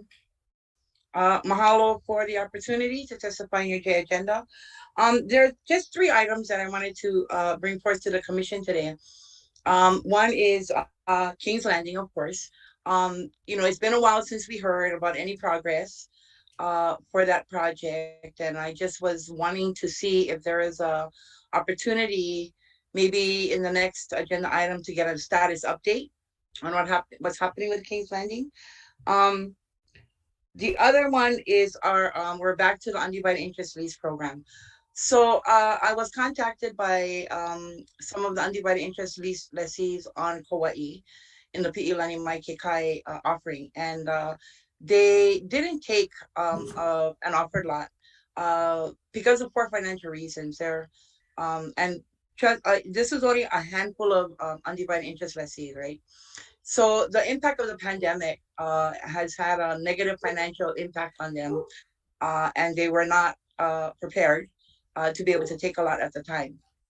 But in looking at how the department is deploying these lots, my concern is that you know, these undivided interest lessees are assigned to a specific area or region. And if those lots are fully developed and awarded, both to undivided interest lessees and to people on a wait list, you may have leftover undivided interest lessees that would not be eligible for a lot anymore because that assignment of area is no longer available to them. So I would ask the department and the commission to think about how we can resolve that challenge. And then finally, Mr. Chair, we met in Kaikinui when you were still the deputy chair, and we had talked about not only canceling the empty leases that are in Kaikinui, but also to initiate the award of those lots that are vacant and not awarded. At the time, there were like 30 lots. So it's going on 4 years. Unfortunately, you will be leaving us soon. And if you can find your way to give me an idea on when to expect these lots to be awarded, hopefully before you leave, I would really appreciate it. I'm not sure. I do know that the lots have been prepared and are ready to be awarded. But I'm not sure if Paula has it in her division, the ability to be able to initiate this award process. And so with your help, Mr. Chair, I'm hoping that we can see those lots awarded by the end of the year and by the end of your term. With that, once again, thank you very much for the opportunity to testify today. Thank you very, very much, Blossom, for your always advocation for beneficiaries statewide, not just in Maui. Robin Kelly Noho Moku.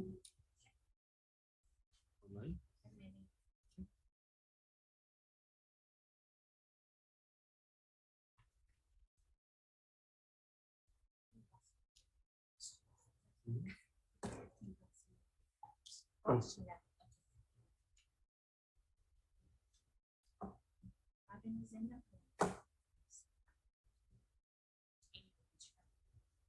Robin, can you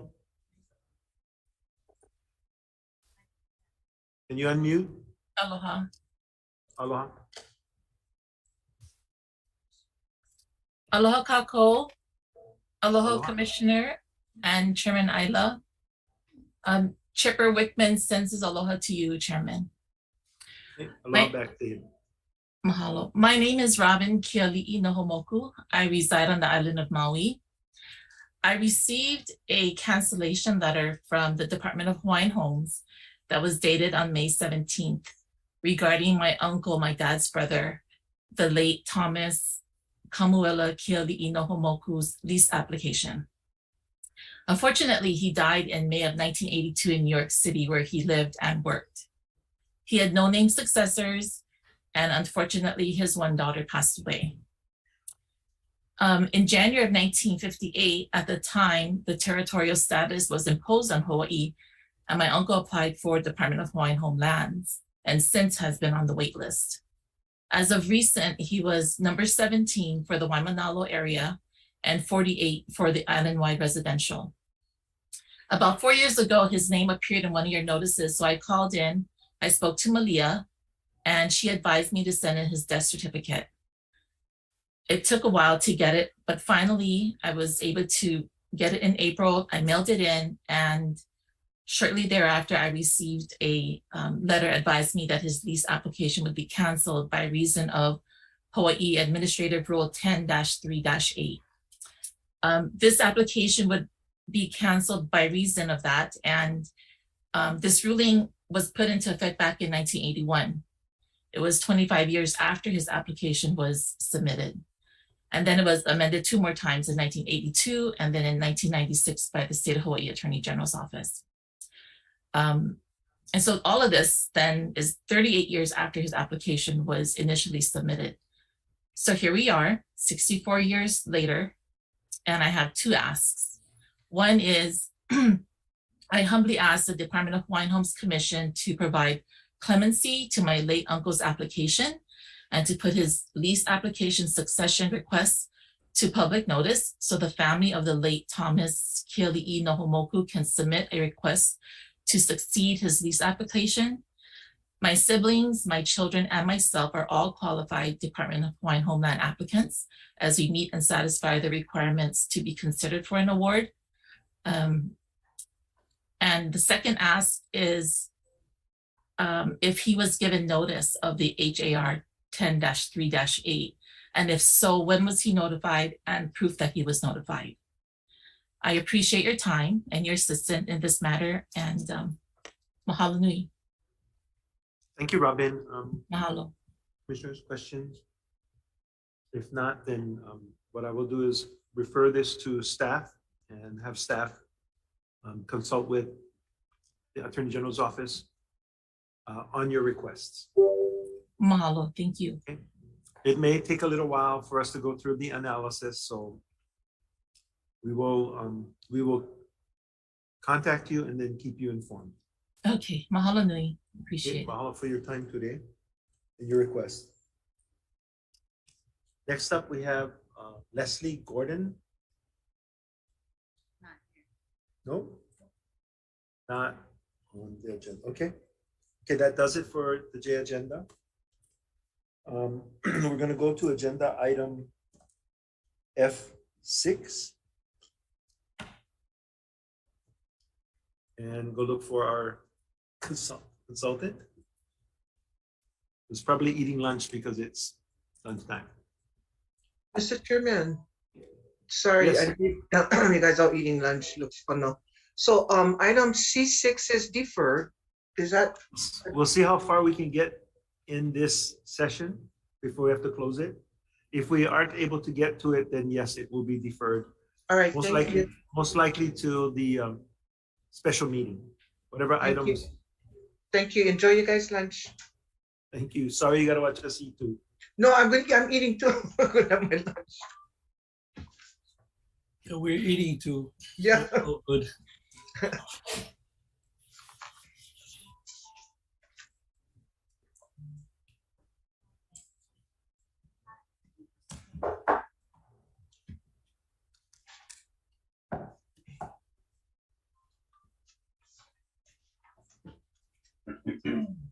Joby, able want to do F7 while we wait? Okay, so stand by, folks in the audience. Okay. We apologize. This agenda sometimes get very fluid because of things.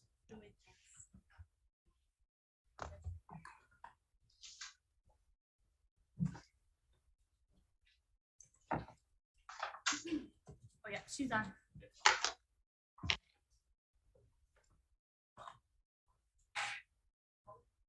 No problem.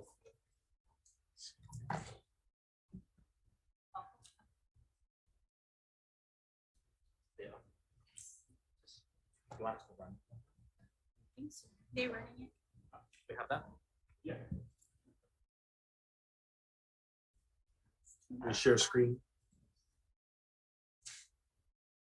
Thank you.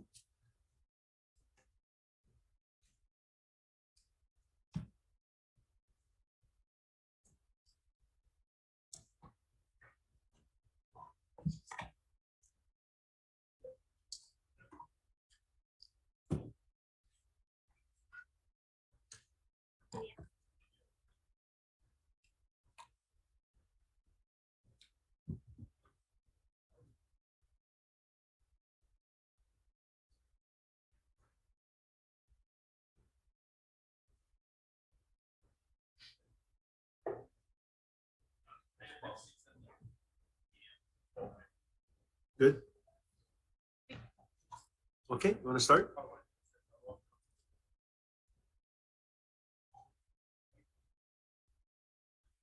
Doesn't sound like it.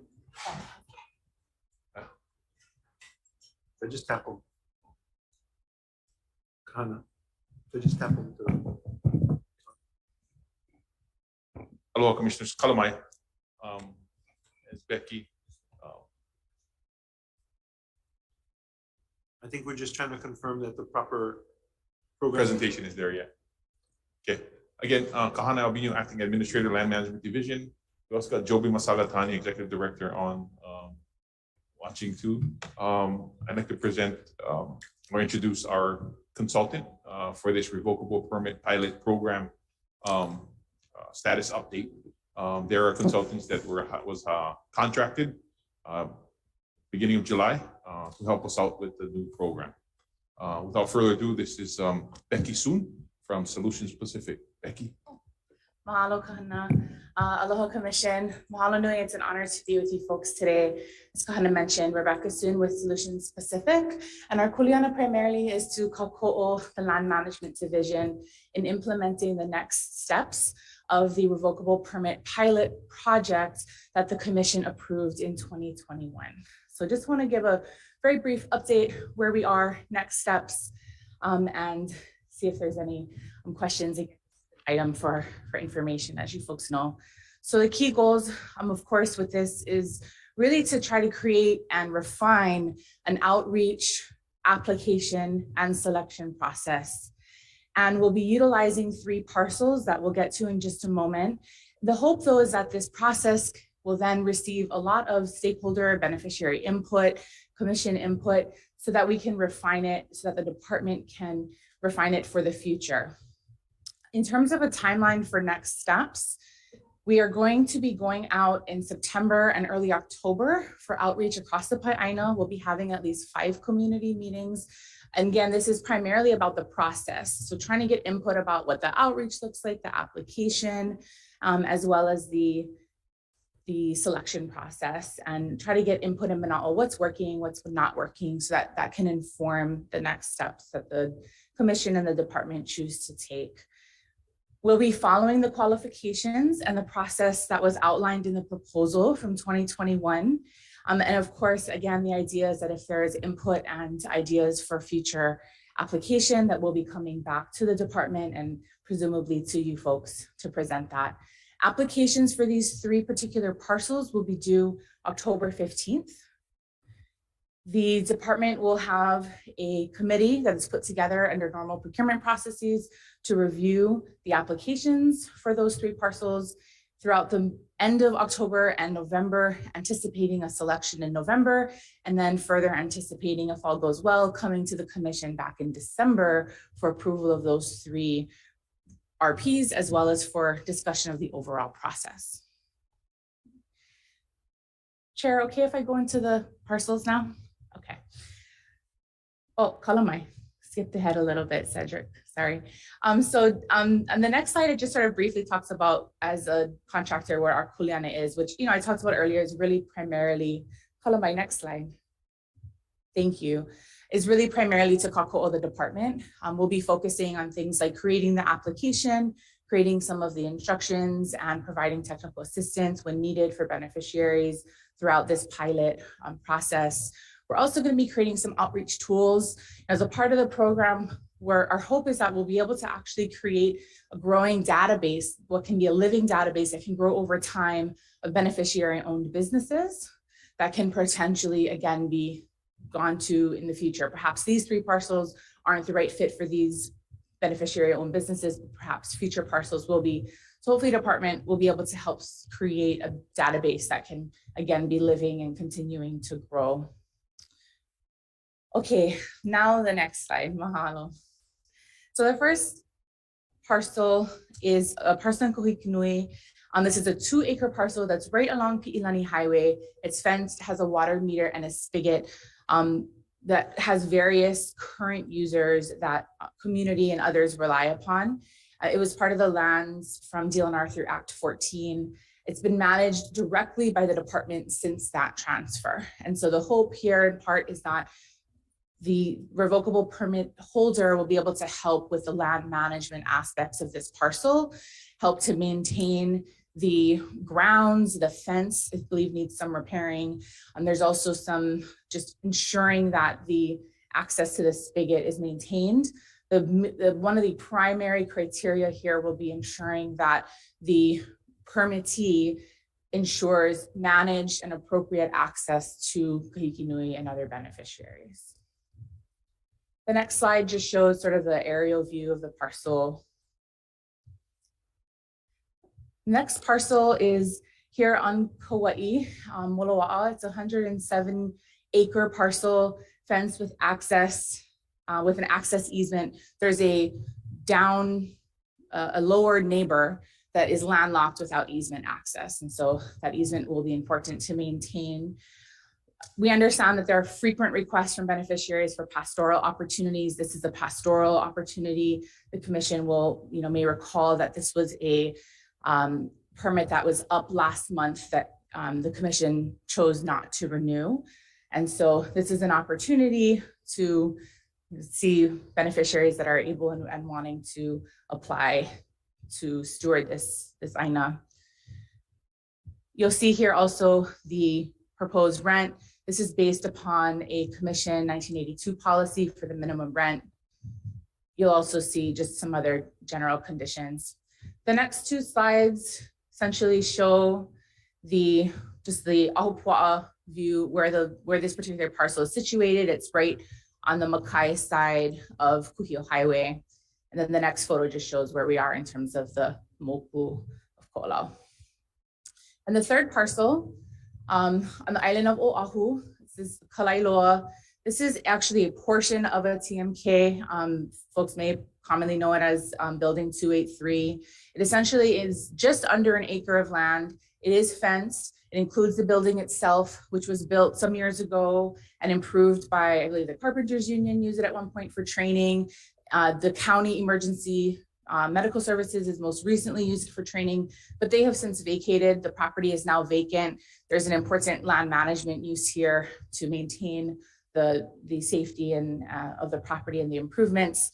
But also it's as folks may know, these kind of opportunities are something that beneficiaries frequently are requesting with LMD to be able, Kalame.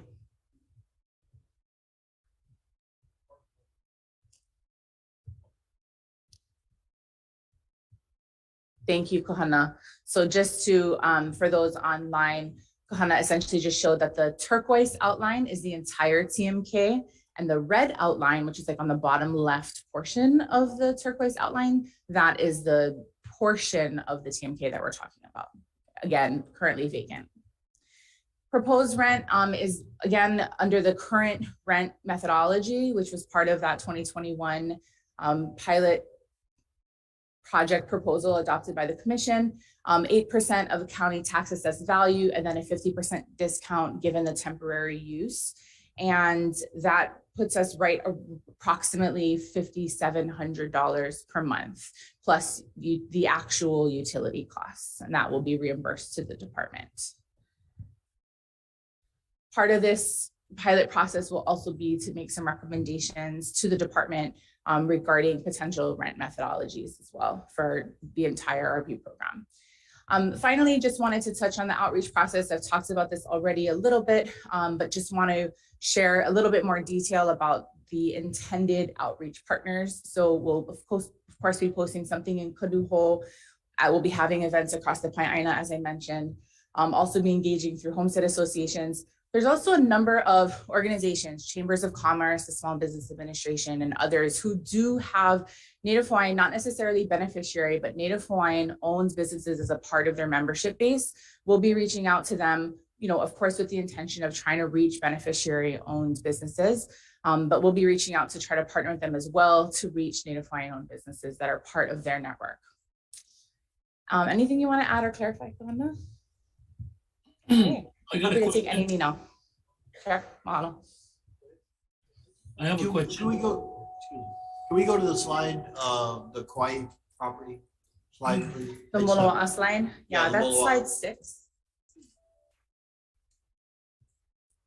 So my question is there water on that side? Didn't show on the diagrams. Is that through county, Moloa? Yeah. Now, would this be a single, what I'm looking for is there opportunity for community pasture? Would that be allowed in the proposal? Say we had a hui of farmers, going back to the farm program, yeah, that have cattle, that want to go in and do a community pasture. Is that allowable, or are we looking at an individual? We would consider that. It'd be in the proposal, so I just want to make sure that's available, because I know plenty of farmers that have head of cattle, we can get that hui together, right, put in the fencing, and let them go ahead and manage it. And again, just to remind, I know we spoke about it as far as the community pasture. I think that's more along the lines of a community pasture license, and we know the something a little details of different that. to get around the HRS rules. Yeah. Understand. Thank you. Commissioners? I have a question. Randy? Kahana, the Kaikinui 2.05 acre lot. I know that's a water source for various communities. Correct. And so my question, I heard it discussed about seeking permittees for that site. Is Correct. that, okay, so do you have any process for deciding who that might be? That's the process that we're going to use, that we presented to you guys back in December, I think, 2021. And again, Becky, guys are here to just help us through that process in finding the permittee and getting that transparency, with regards to the process and finding a permittee for the property. Okay, thank you. Because already there's some flashpoints going off in that area, so we can talk about that later. Thank you. For sure. Patty? Hi, thank you. Thank you, Kahana. Aloha, Becky, how are you? Can you go back to the Oahu Kalaeloa parcel, please? Thank you. So my question is, that parcel that you showed us is, okay, I guess my first question is, we're not looking at all the ROEs in Kalaeloa, aren't we? We're just looking at this particular parcel? Correct. Oh, okay. Correct. So all the other ROEs that are been there, not grandfathered in, but had been there, been compliant, we're not going to be disrupting them. Is that correct? Correct. Not at this time. Again, this is a pilot. We're trying to figure out our program. Correct. Yeah, understood. Yeah. And I'm trying to figure it out just with you, my dear. And so we know in that parcel in Kalaeloa, is there no water and no electricity, that pilot program parcel that you're subjecting to? There is electricity. Any water? There is water, yeah. I believe there is water. You believe there's water, shared water? Yes, Do they still pay to the Navy? yes. Okay. Actually, we pay the Navy and they reimburse Correct. us. They reimburse you. So I like the idea on that presentation. It was you're still going out to get beneficiaries to talk to. You're looking at Native Hawaiian businesses, homestead associations. That's always healthy. And so I know since I've been on the commission, there were several Native Hawaiian business business owners that came to our meetings and were looking for property. Do we keep like a list of them? Do we have a list of these people that came and were suggesting for property on Kalaeloa to do business? I don't think we have an active list, but I know we have the requests that come in. So how do one request this? What is the process to request this? Go through land division? Yeah, would be through us, if anything. And again, that's what we were trying to do, is create this program where we give these Native Hawaiian organizations a head start. Let them know, hey, something's coming up, be ready. Not giving them the full information as to what we're expecting in rent, but just to be ready. We're gonna have these properties come up for a chance to acquire through a revocable permit or a short-term, month-to-month type of disposition. Okay. So my next question, especially in Kalaeloa, are we talking and even considering a lot of the other right-of-way entry, one that got designated, they lost their permits, and other vacant properties that are in Kalaeloa, right-of-way entry that no one is using? Are we looking at those parcels too? One, getting it opened up, two, getting some of these parcels cleaned up and opening up for ROEs for Native Hawaiian commercial use? Eventually, that's what we want to do. But again, this is a pilot. So we selected these specific properties to kind of tweak and see where we go with how the process goes. Okay. No, I understand that because you said it 3 times. Yeah. My whole question is that we do also have other lands in Kalaeloa that I'm concerned of that are sitting there unattended. And I'd like some time, I like that we need to talk about it, where we're going to go with this property and how we can open it up and leverage it more for our Native Hawaiian beneficiaries. And that is a concern.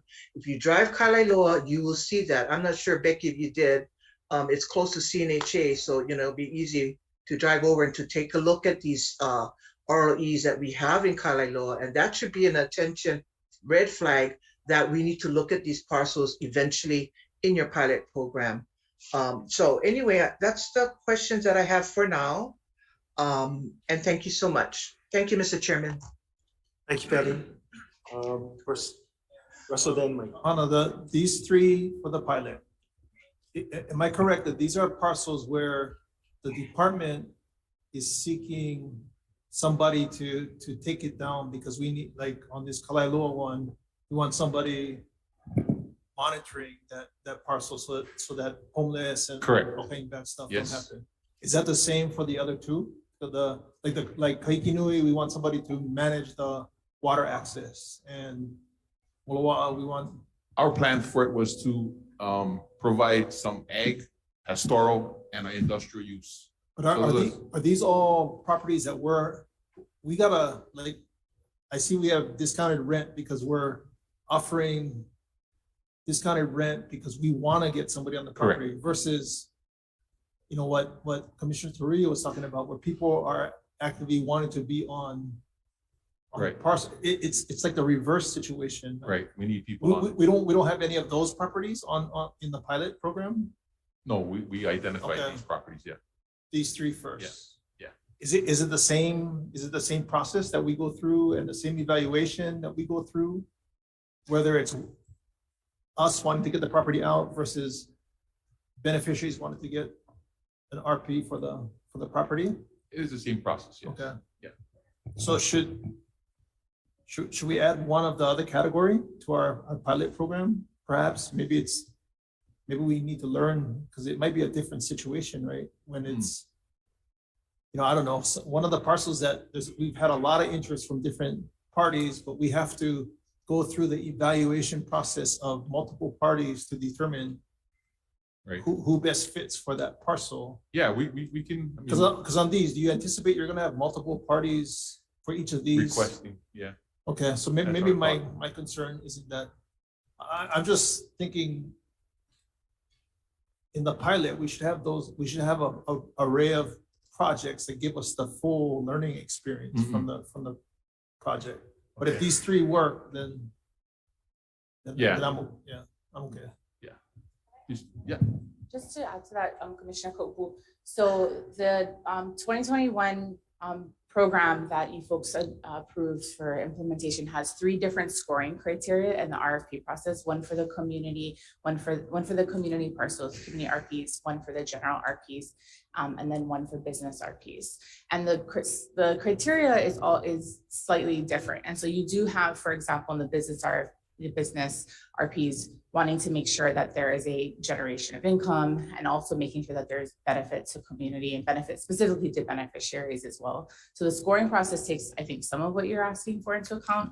This Kalaeloa parcel, for example, the rent estimate is about $5,700 a month, as compared to, say, the community parcel that's $20 a month. So there is some of, I think what I'm hearing you say, some of that differentiation in this pilot. So within these 3 pilot projects, we have each of those categories of That's use? correct. Okay. And so this one is the commercial. The Kalaeloa business, one, yeah. correct. Yeah. Got it. Thank you. I had one more question though. Wait, Becky, what is the community parcels $20 a month? Can you clarify that? Do we have community parcels $20 a month? Sure. So if you don't mind going back to slide 4, Kalamai, this is the Kahiki Nui parcel. And so this is the 2-acre parcel that provides water to community. And so, some of what the department's asking this potential permittee to do is to make sure that there is managed access. Yeah, no, but so that's for Kahiki Nui, but not anything in Kalaeloa that we don't have that. Okay, just clarification. Thank you. Mahalo for that. Yeah, Okay, thank you. Mike, Thank you, and Mr. then, thank you, Mike, and then Zach. Thank you, Chair. Thank you for the presentation. So pilot program, these 3 particular parcels. What is our anticipated duration of this pilot program to continue on until we get results and discuss it for the next Well, steps? as soon as we can get this first 3 on. October and we'll 15th is figure- the deadline for proposals. Okay. And of course, we're gonna work with Becky through that. Thank you.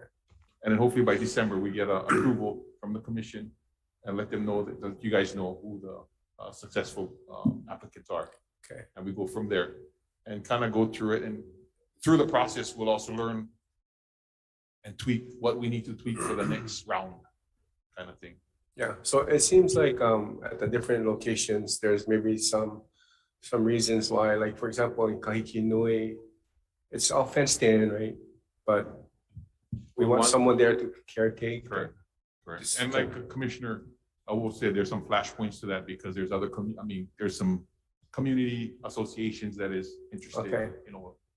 All right, and I noticed the other 2, not Kahiki Nui, but the other 2, there's no residential or camping.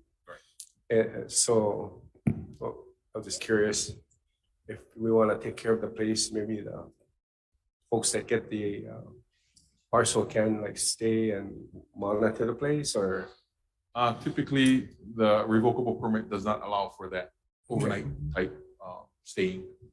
Right. So will this results show up at the October meeting, because they're due 15th, or probably not enough time? It'll be until this November, maybe. We'll see how that turns. Yeah. If anything, we'll bring it back to the commission. All right. Thank you, Becky. As quickly as possible, as long as it's legal. Okay. Yes. All right. Go ahead, Zachary. I thought you forgot me. Anyway. Anyway, thanks, Becky and Kahana. Kahana, I got a question. You know, on your the decision on selecting someone for either of these parcels for this pilot project, who's going to make the final decision as to who gets to get this award or this? We're gonna have a committee. Okay. And of course, and the that committee committee consists of what? Of who? Of staff from DHHL. What staff? Land management staff. Would you be able to let us know about that?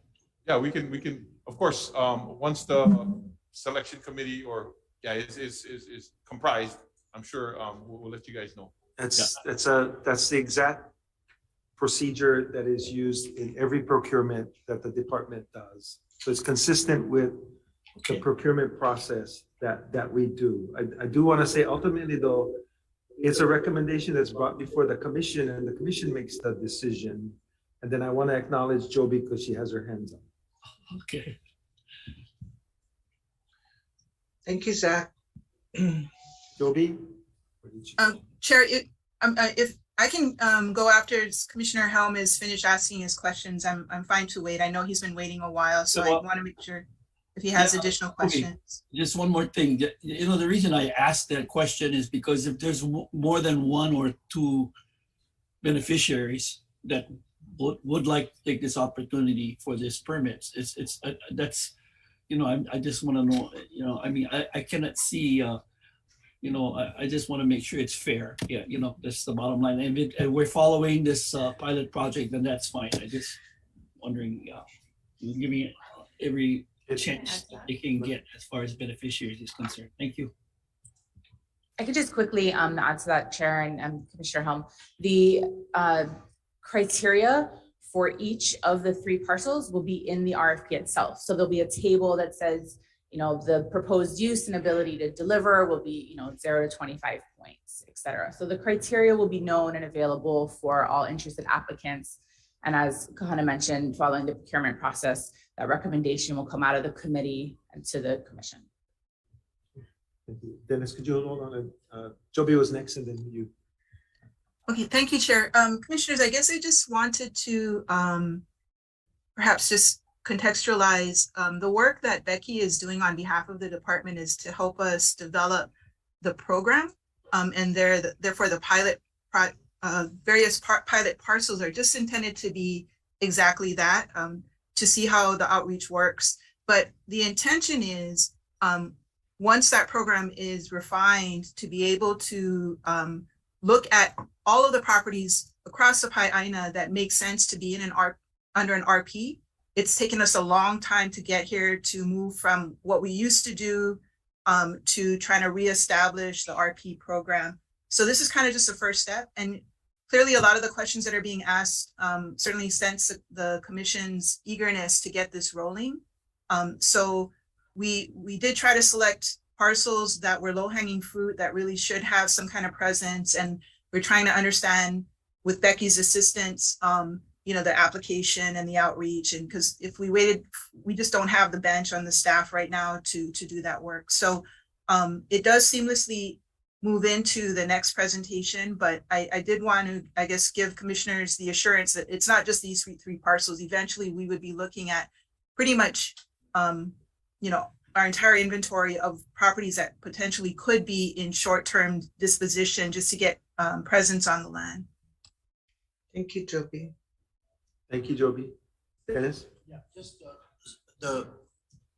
and this is probably beyond what we're attempting to do right now. This is a pilot program, but as you're probably well aware, a lot of us are concerned about ongoing inspections, compliance and enforcement. So is that part of the consultant's responsibility to not do that, but to provide some kind of format for that as we move forward in the application process? I think that format is more for us to handle. Okay. It's the process that we have to try to figure out with their assistance. And in the point system that we approved back in, I think it was 21. Yeah. There was mention of folks that may be current ROE holders that are in violation of their revocable permit, which poses a negative number on that, the cumulative number of when it gets, yeah, revenue. okay. I want to make sure that evaluation is done if they're reapplying for that parcel and we know they're in violation. Okay. Yeah, Becky had just mentioned, it's a minimum qualification that they are in compliance. Okay. Yeah. And then what I just wanted to mention is that when we asked, I think Commissioner Helm asked about what if we have two people that put into the same parcel? It's sort of like applying for the grant. If you make all your numbers and you're convincing, then the boards can maybe sway one way or the other. Right. So it's sort of like if you haven't put in for RFP, you got to put all your information in, get all your support, make sure you're making the numbers, and you move forward. And then the board's gonna have to decide Correct. which way we're gonna go. Yes. Thank you. Mr. Chair, I have a question Yes. Pauline? for Joby. Joby, as part of this contract, is there going to be written procedures for guiding Kahana and his staff after the pilot project? Or is it just going to be a report on the pilot project? Yes, and I think we're trying to get up a slide Michael. three. I'm just trying to see what the deliverables are. Is it just for consulting, or is it also a written procedures or manual that she can follow so that so the staff can follow? We drafted the scope of services because we knew that there may be things along the way, this being a pilot. There were specific deliverables in terms of the outreach and the programmatic development, but we anticipated that there may be needs along the way. And so the procedures that you're talking about, if at the end we find like that's going to be really critical, we would ask Becky to help us with crafting that. So I think that that's a very good point in terms of ensuring that we have the appropriate documentation in-house to move this from a pilot to something that's a more, a program that we move forward to implement. So we do have the flexibility in that contract to add those types of maybe additional nuances or tweaks to the contract. Okay, thank you. All right, thank you, Pauline. Other commissioners? Okay, not having any more questions, I will. I did. Oh, wait. Okay, I'm sorry, I did. And so with the indulgence, Mr. Chair, I wanted to ask Kahana on that, because I know we discussed this on, if I can't ask it on this subject, then please let me know. On G6, we discussed that yesterday, but I had a question. And if it's not the right time, then I'll sit back. But if I can ask him this, then I will proceed. Hold on a second, I'm looking at GC. Yeah, thank you so much. It's in Kalaeloa, and one of the ROEs that I had question in.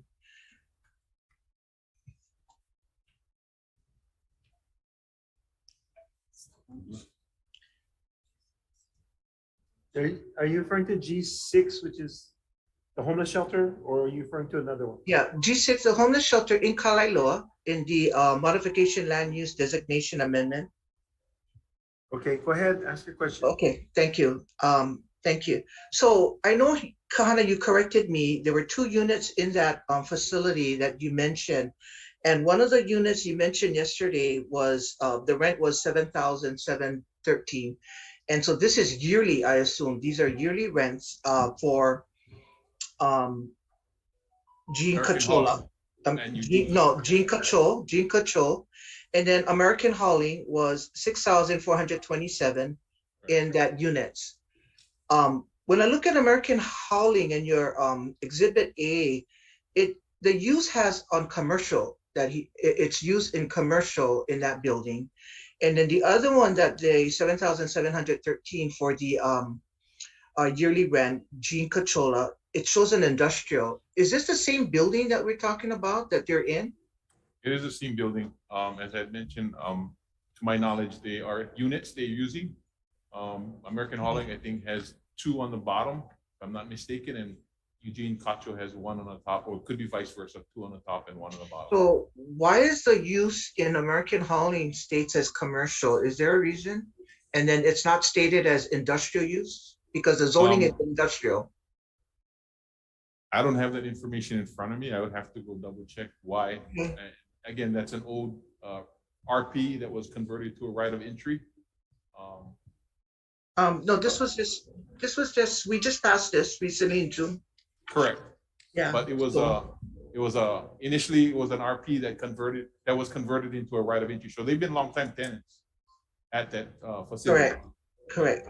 And so my next question is Gene Cachola in that building, or he's somewhere else on that Kalaeloa parcel?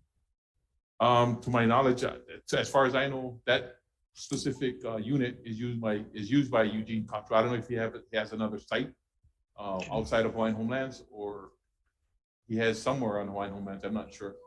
I guess my question was just verifying your exhibit and looking at the different use that you have here, industrial and then commercial, and they're both in the same building. So I just wanted to make sure it was clarified that. But thank you very much, Kahana. Thank you, Mr. Chair. Thanks. Okay. Any other questions? Okay, seeing none. Thank you very, very much for waiting around and present this. Okay, we are moving along. Next agenda item is F7.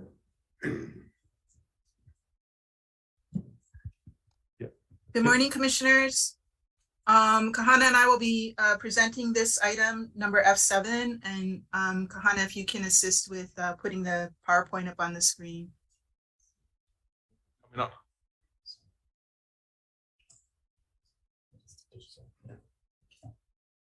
Once we you see it, Joby? It's up.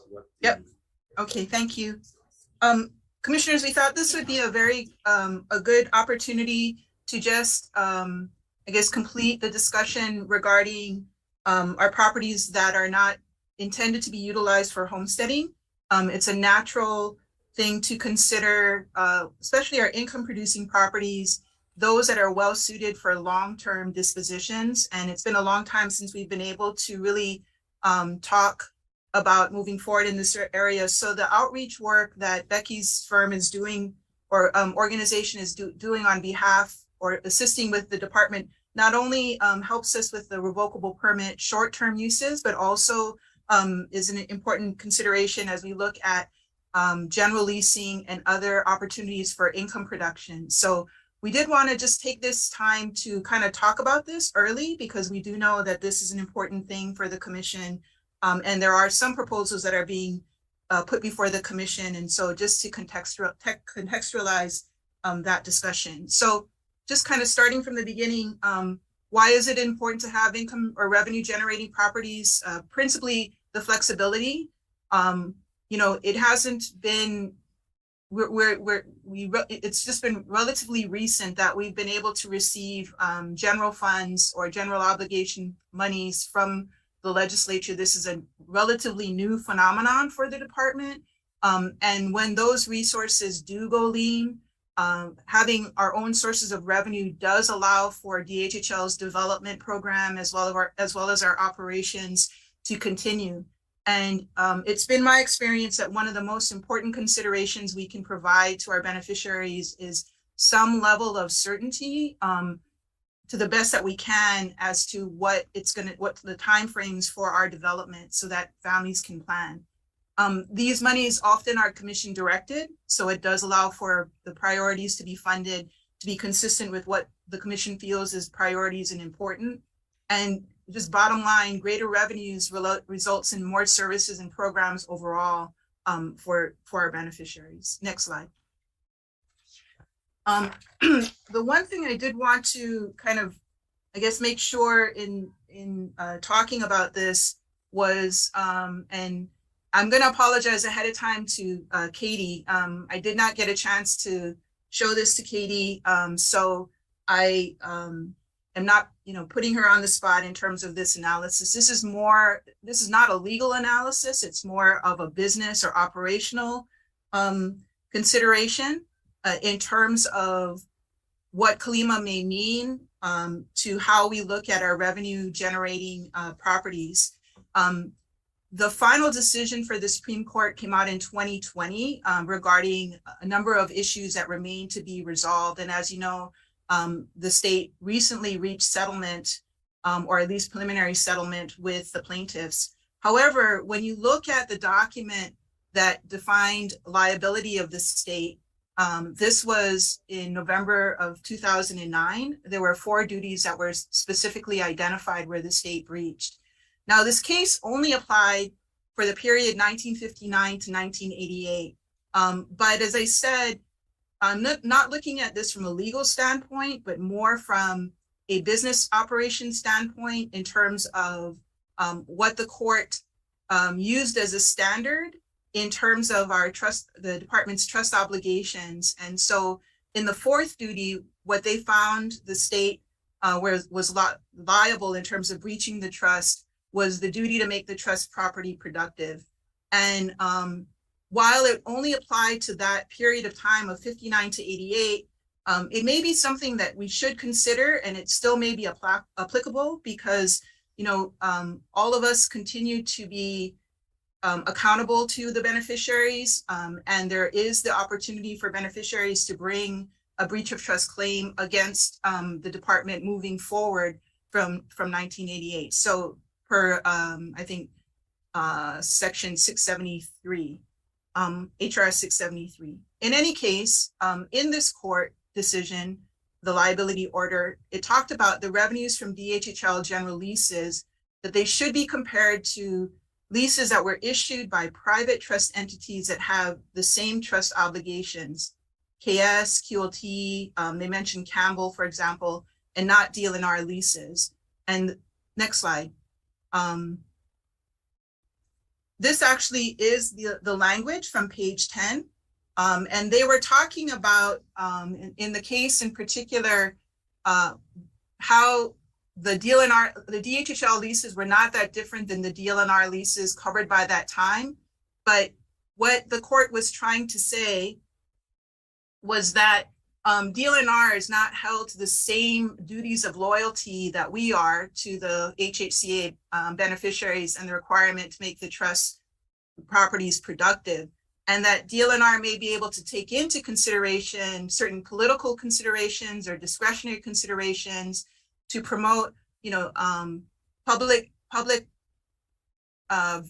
priorities such as ag, declining economies or economic sectors like ag. So it may result in the offering of more favorable leases and water license terms.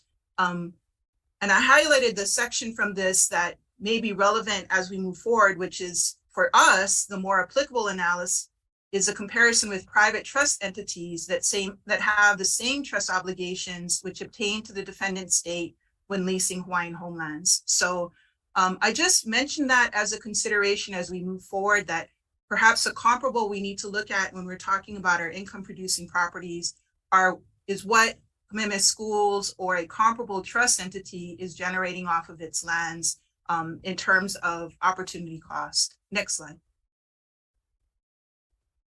The other considerations we have to take into, I just want to note for the commissions, or I guess remind the commission about, is number one, the Nelson case. And I was trying to find in my files, but I wasn't able to before this meeting, but we'll share that if the commission is interested. The commission did agree as part of the Nelson case that it would affirmatively declare property not being available for homesteading before it went out for any type of general lease disposition. So what does this mean? Whereas before Nelson, the commission had a wider discretion as to what properties it wanted to, let's say, put into general leasing. With the Nelson case, we really are looking, this is probably good policy, that the commission needs to affirmatively declare that those properties that are put out for general leasing and revenue generation are not needed for homesteading or not available for homesteading. And so what this means is that we're looking primarily at the industrial and commercial properties within our land use. And that's a small inventory of land to maximize revenue. And we have over time become much more disciplined in terms of the land plans that we utilize and looking at the land uses. And as you can see in yesterday's conversation and what Commissioner Trujillo mentioned, the desire to change land use under that property that we're looking at to do the rental units instead of leaving it at its industrial designation. The second point I did want to also just kind of bring forward was that at one time we did actually have a preference policy. The commission did operationalize the authority it has to go to Native Hawaiian business entities first under a closed bid process. And that policy or that preference policy was set aside in 2001, or the operationalization of that preference policy, primarily to mitigate risk to the trust. But also what was found was that in the operations of that preference policy, Native Hawaiian businesses actually were overbidding and were ending up having to pay more than had it been like an open bid process. And so we were finding that they were having a harder time succeeding on the homelands. And so at that time, the department recommended that we should be looking at more business assistance efforts or early outreach so that Native Hawaiian businesses can prepare ahead of time for when an RFP is released or a bid date is up for the property. So that preserves our or mitigates our risk, but also supports beneficiary-based businesses. And so now that, next slide, please. So now that we have the assistance of Solutions Pacific, that helps us to address some of these issues. I did want to at least highlight for the commission, when we get a request for a non-competitive general lease in lands that are designated commercial or industrial, and this happens from time to time. It's usually from a nonprofit request, because in order for us to do a general lease as a non-competitive lease, it has to be, the statute that's usually pointed to is the leases that we provide to eleemosynary or nonprofit organizations. So what I would respectfully ask the commission to keep in mind as we consider this is, and it's not to say that we shouldn't do it or the commission shouldn't do it or not to ever do it, but just to keep in mind maybe the following bullet points. The first is to understand the proposal and who it benefits, and will it benefit all beneficiaries?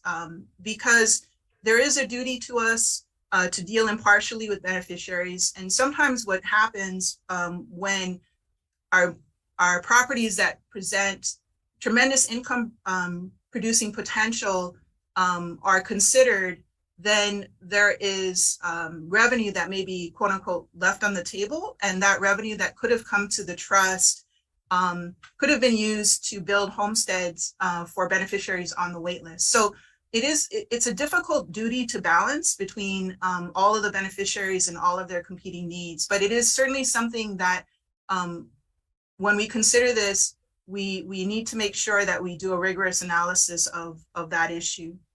We also want to look at what's the opportunity cost, or what you could have generated if you don't utilize the proposal that's being considered. So for example, if KS earned the property, what could they earn given the land use designation, the location, the property constraints, and the market? And then finally, do the benefits of the proposal, all of that being said, outweigh the opportunity costs to the trust? So this is not every general lease request we have that come in. Sometimes we have requests from eleemosynary or nonprofit organizations for a non-competitive general lease for a piece of property that might be designated general ag. It's a good fit. Maybe it's it addresses a need we have to have presence there long term, and may make perfect sense. We've had, for example, requests for this type of use in industrial areas like in Hilo by schools. That becomes more problematic because of these kinds of considerations, as well as problems with the use next door. So there may be a really, really good proposal, but perhaps where it's being suggested may not be the best best decision or course of action moving forward. Next slide. So what are the opportunities for us? The outreach, the biggest limiting factor that we've had in terms of moving forward on putting more properties out for general leasing. And we've, as Kahana has mentioned, there have been Native Hawaiian businesses coming forward, other entities interested in utilizing our lands and paying a fair return to the trust. But our biggest constraint has been we've been lacking this outreach program, and so I personally am eagerly awaiting the results of that, the outreach work that Solutions Pacific will be doing for us, because those lessons that are learned from the RP pilot can be immediately applied to the general leasing program. We want to start early whenever we start to do this with outreach to Native Hawaiian businesses, because like any kind of business decision, they have to take into consideration cash flow. Can they borrow money? Can they incorporate that additional expansion of properties? Can they afford that? It allows us and affords us an opportunity to have potential partnerships with business assistance entities like Small Business Administration and the Economic Development Boards. That's not our wheelhouse, but certainly developing those partnerships can help us to support the economic development aspects of our beneficiary community. And then, it does afford the opportunity to finally be able to provide long-term leasing opportunities for beneficiary businesses. And for those non-beneficiary businesses, it affords the opportunity to get community benefits that may benefit beneficiaries or homesteads as part of the general leases. But I did want to, highlight for the commission that when we are talking about commercial and industrial parcels that are going out for general leasing, our recommendation is that the focus should be about maximizing revenue for the trust. And hopefully we're able to do that with qualified beneficiary partners. Next slide. So there are a couple of properties, and I'm going to turn this over to Kahana, that are just ready to go out for some kind of either RFP or bid process. Again, we wouldn't do that until we, are able to do the outreach effectively to potential Native Hawaiian businesses or beneficiary-based businesses. But I did want to turn it over to Kahana so he can talk about these parcels. Thank you, Joby. With the parcels that we've identified three specific parcels. This parcel is located in Hilo, in our industrial subdivision, Kaihana industrial subdivision in Waikea, South Hilo. You can see the TMK there. Land area is about just over a quarter acre. It is a property that we just, that the lease was surrendered back to us. Their lease was supposed to expire in 2024. However, the lessee surrendered it back to us just recently, within the last 2 months. And again, there is a structure there. The market land value, how that number was established, was from the Hawaii County Real Property Tax website. And the 8% is off of that market value, which came out to $17,728 annually rent that we would, kind of look at. And then it's again located within an industrial developed area with infrastructure. Can you advance the next slide, please? And that's the TMK. Next slide. Second property is in Kauai High, Kaihana 2 Industrial Subdivision. Site has been vacant for a while. We have a dilapidated building there. We've had interest expressed by many business owners, and we think we could get a good return on this property if we would lease it out. And again, the market land value is established from the real property tax, Hawaii Real Property Tax Office, and the rent at 8% would be about $17,816. And that's a TMK highlighted in red. And the last property is located in Campbell Industrial Park, Kalaeloa, Oahu Island. TMK listed there. Assessed value, again, from the Honolulu City and County Real Property Tax website, came out to $40,802,300. And the rent at 8% would be $3.2 million. Next slide. And that's the TMK for that site. And those are the sites that we highlighted. So that last parcel that Kahana brought up, that also is the same parcel that Patty Barbie was speaking about in terms of the proposal that they have brought forward to discuss with the commission. Just for the commission's information, we have had other proposals submitted to staff for consideration of the same parcel, as well as interest from neighboring landowners. In my opinion, this is frankly one of the most valuable potential revenue generating parcels in DHHL's inventory because it sits within Campbell Industrial Park and also near established infrastructure. So in terms of the next steps, just generally with our general leasing program, what we would look at is to identify, this is kind of a very short list, but there are definitely other properties that are suited to generate revenue for the trust. Before we begin, and in moving that forward, we would come back to the commission to seek that authorization, begin securing the appraisals, and then again, the most critical element, making sure that we initiate outreach very early. So any Native Hawaiian business or individual that is, qualified and interested and wanting to, to take advantage of these opportunities can plan and prepare ahead of time. And that outreach is where we hope to, piggyback upon the experience of the RP program and, the expertise of our partners in terms of those entities that are well positioned to support businesses in the state. And so we just wanted to bring this very early to the commission so that, we seek your thoughts or your inputs into this discussion. And I think that's the last thing, the last slide. So. Questions, commissioners? For Joby or Kahana?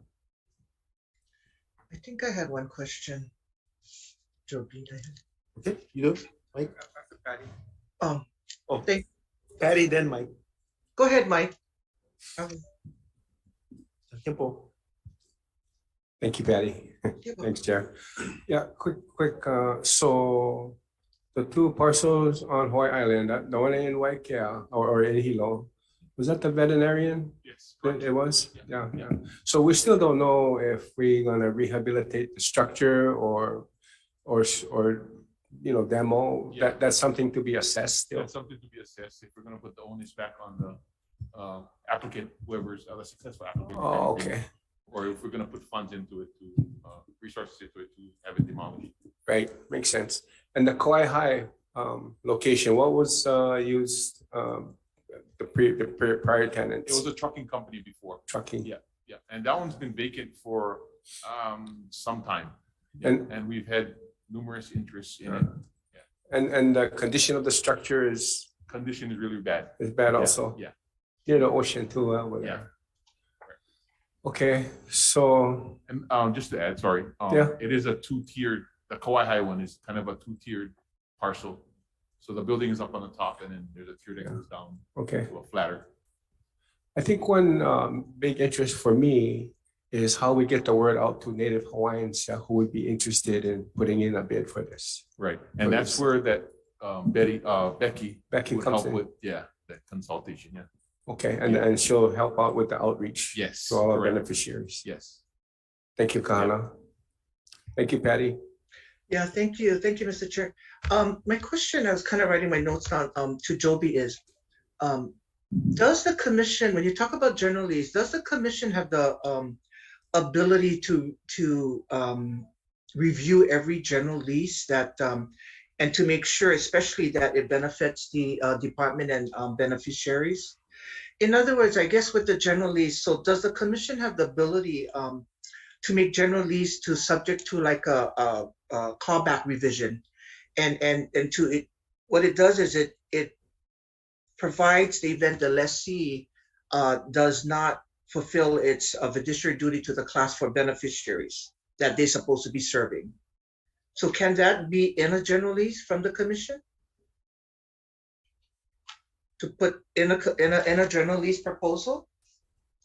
I believe within the general leases we have, typically the contract includes standard provisions of the state, and then there may be special provisions but I'm going to maybe defer to either Kahana or Katie, because it depends on the provision or the methodology that's used. If we do like a 171, which is a bid methodology, then we may be limited by,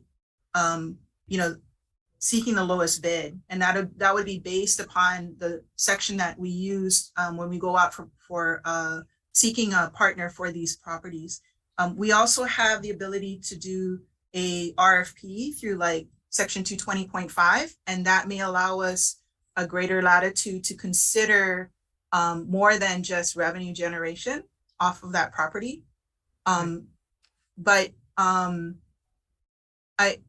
usually when we're talking, so I guess I'll just leave it there. So if that were a special consideration, then we would, that we would just want to make sure that that would be appropriate for these types of leases, working with our council. And so what about when general leases go out to, like you mentioned, 501c3s, yeah? And so usually 501c3s, they are under the IRS charitable purpose. And so that's mainly, the charitable purpose is serving the beneficiaries, correct? And so would that also, I guess, the commission ability to put that special clawback provision in their general lease also? With the general leases that go out to the nonprofits, the statute indicates that the use of the property has to be consistent with their purpose. And so I think that, and therefore that allows us ability to do it non-competitively, right? So I guess the kind of classic example would be a general lease to a church whose use is, its purpose is being a church, and the use is a church that sits on our lands. Although we actually use a license, but I think DLNR does those kinds of leases. So it's important that the use is consistent with the purpose of the nonprofit. Okay, thank you. Thank you, Mr. Chairman. Okay, thank you, Patty. Any other questions, commissioners? Okay, if not, thank you, Kahana. Thank you, Joby. Thank you, Joby. Going to item F9.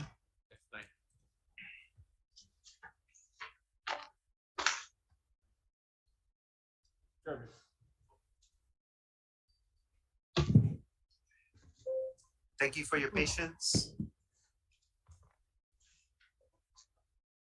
So we got Captain Jeremy Makepa from Aina Alliance, who will be making a presentation.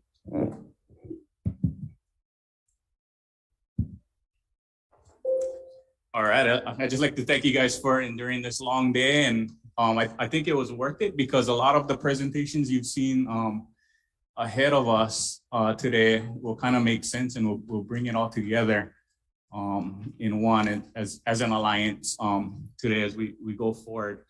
To my right, we have Lavayan Naihe from Huake'aolapono Trades Academy. He's been one of our partners helping us to manage the acreage that we have in Anahola, granted by right of entry. And then to his right is Frank Cummings. He is my vice president in the Aina Alliance nonprofit that we have. Also in the crowd, we've already heard from Ray Nam from KKOA. She's been one of our partners helping out with this project. You've also heard from Jackie Kaina from KADB as we work towards trying to do some community grazing projects to keep the grass down for fire hazard mitigation. So we would be the east component of their program going forward. So I'm glad she was able to present that for the west side. That would possibly come into our area if this is allowed. And then potentially also in the crowd, we have Kauai Farms, which has an educational program that we could possibly implement into this program. So great to have them all here. Thanks for hearing from them earlier. And then as our PowerPoint comes up, you can see what we've done already. We are currently in stewardship year 2. I just wanted to thank the county for allowing me to be here and on county time, and our fire chief for allowing me to be here in representation, showing the importance of our relationship with the HHL, not only for the Anahola area, but for as a template to use going forward for other areas that have the same problems of illegal dumping, abandoned vehicles, and other kinds of problems that we've had in Anahola to use in future projects as a solution for a lot of that. As you can see here in my introduction, I am the president of Aina Alliance. I'm fire department captain for the Prevention Bureau, which means I'm in charge of the community risk reduction programs for the whole island. I've been in the fire department for 19 years. I'm an Anahola resident, Lisi. I started this project as an initiative for fire reduction and also hazard reduction in the Anahola area, and started as a pilot program to use in other areas of the island as well. And we've been in coordination with multiple state, county, and private organizations to go through this program. Next slide, please. So in February of 2021, the commission approved right of entry for our nonprofit, the Island Alliance, to manage over 400 acres of land, which has been unused and continues to show on planning maps within the HHL as unused areas. And what has happened is people have been going in there and doing whatever they want. And we've accumulated over 300 abandoned cars in this area, a lot of homeless camps, and a lot of illegal dumping going on. And in the past year, we've been able to reduce that and pretty much make it safe. So our mission as the Aina Alliance is to convert land liabilities like you have here, which has costed the department a lot of money to manage. We've been able to take that and turn it into an asset and kind of clean it up. So on the next slide, we'll show some of the successes we've had. We've reduced a lot of the criminal activities that have happened in the area, a lot of the illegal dumping, cars coming in, getting burnt, homeless camps going in there, damage to gates and properties, and especially for me in the fire department, really reduced the amount of fires in this area drastically to where the other areas of the island can become a priority now because of what we've been able to do here. Next slide, please. Another success we have is community involvement, really trying to get self-determination for us to correct our own problems and get the community involved in ways to manage this instead of people just grumbling. We've become a way for people to get involved and get this going through community cleanups, getting businesses involved, helping to do the heavy lifting.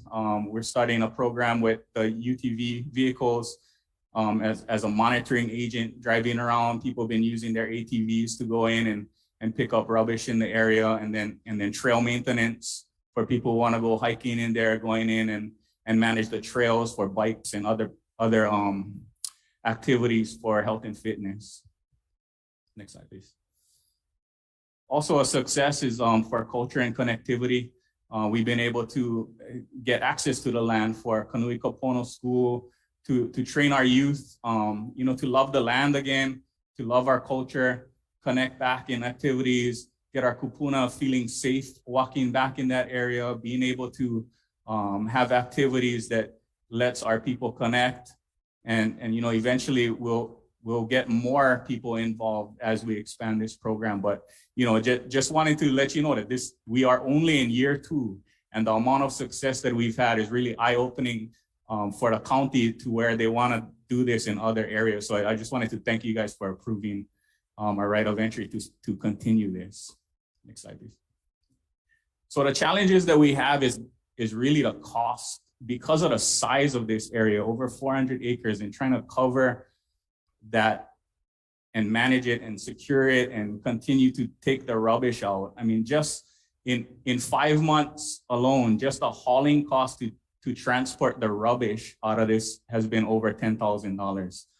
So money coming out of my pocket. Uncle Frank has his trucking business. You see him in the middle there. He's able to arrange for equipment to come in, the fuel for everybody to go and, you know, maintain the roads. And then when people create new openings, blocking them off again so that they don't come in and dump. And then, you know, just the vehicles for people to pick up rubbish, all of that costs a lot of money. So we're gonna start looking for resources coming in, and the right of entry really kind of limits that. So next slide, please. So these are some of the pictures from this area along the coastline. Such a beautiful coastline that really was being abused. And this is why we do it. We want to preserve this area and protect it for future generations, not allowing, you know, some of the activities that have gone on. So we really want to be a benefit to the Hawaiian Homes Committee and the community. So as we go on, I just wanted to present this idea as an information. We wanted to request a Lemosynary designation for this, really as a charitable organization doing this out of the kindness of our heart in alliance with a lot of different partnerships, and then securing a general lease for this area for as long as there's no other plans for it, and in coordination with land management and planning to make sure that what we're doing fits in with the community plan, just to try and keep what we've done and the progress moving forward. So this is the designation. This is why we're here. We're already a charitable 501c3 organization. We've saved DHHL tons of money by cutting the fire breaks, reducing hazards. Truly, as you can see, a benefit to the community, a model of what other areas would want to do.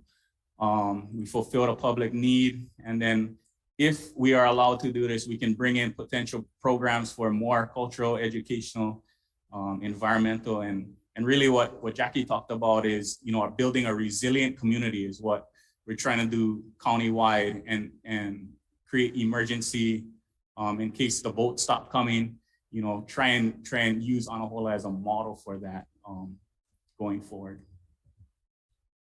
So what we would try and do in the form of this general release, we'd like to be a planning liaison where we would communicate directly with our planning partners and land management, so that what we do or what they're trying to do can be easily implemented, and we can find partners to try and do that. We've been very active in all of the regional planning meetings as these get updated, and we've been able to find potential leaders to step up in those zones.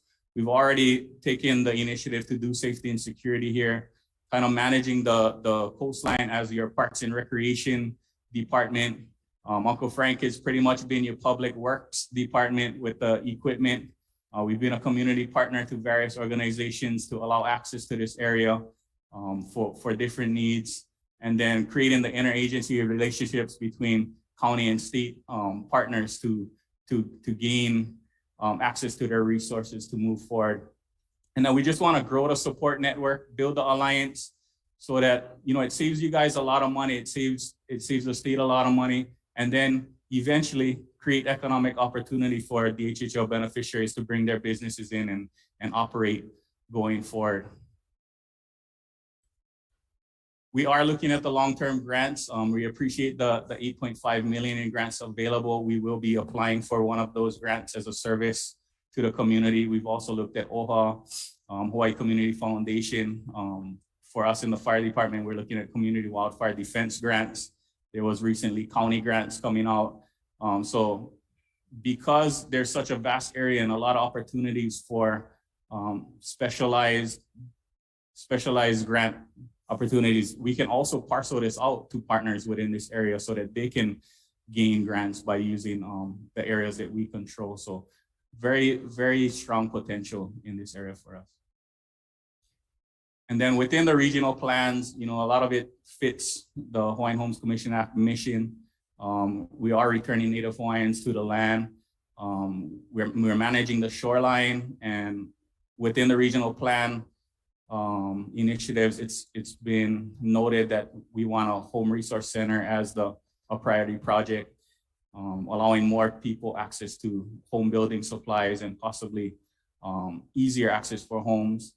We would want to help secure surface water along the areas. We've already been helping with education for place-based learning.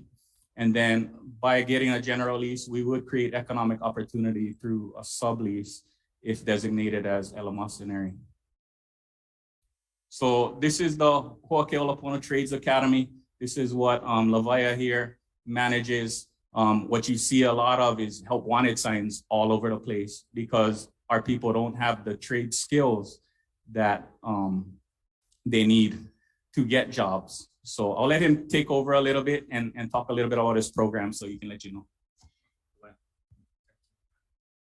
Hello, thank you for allowing me to be here. We currently operate on 2 islands, Kauai and Hawaii Island. We have 3 programs, a high school program, 9th through 12th grade, internship program, 17 to 24, where our interns get paid.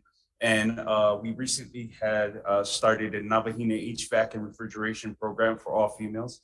We currently have 12 students through there, and that's, we acquired a grant to the county OED with our partners at Kauai Economic Development Board. On average, we can save Hawaiians, Native Hawaiians, 35 to 65% due to our partnerships with Pacific Building Materials and Cancun Lumber Company.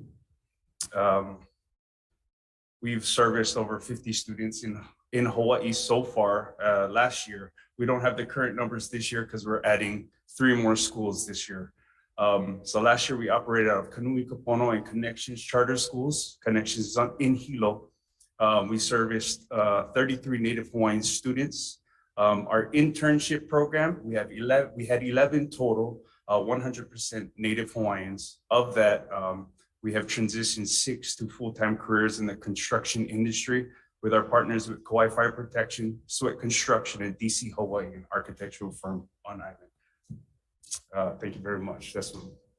So Lavaia is one of the nonprofits that we would be looking for if we did get the general lease. We would be looking forward to a sublease, and then of course he would have to do an EA in his area for that because he would be constructing.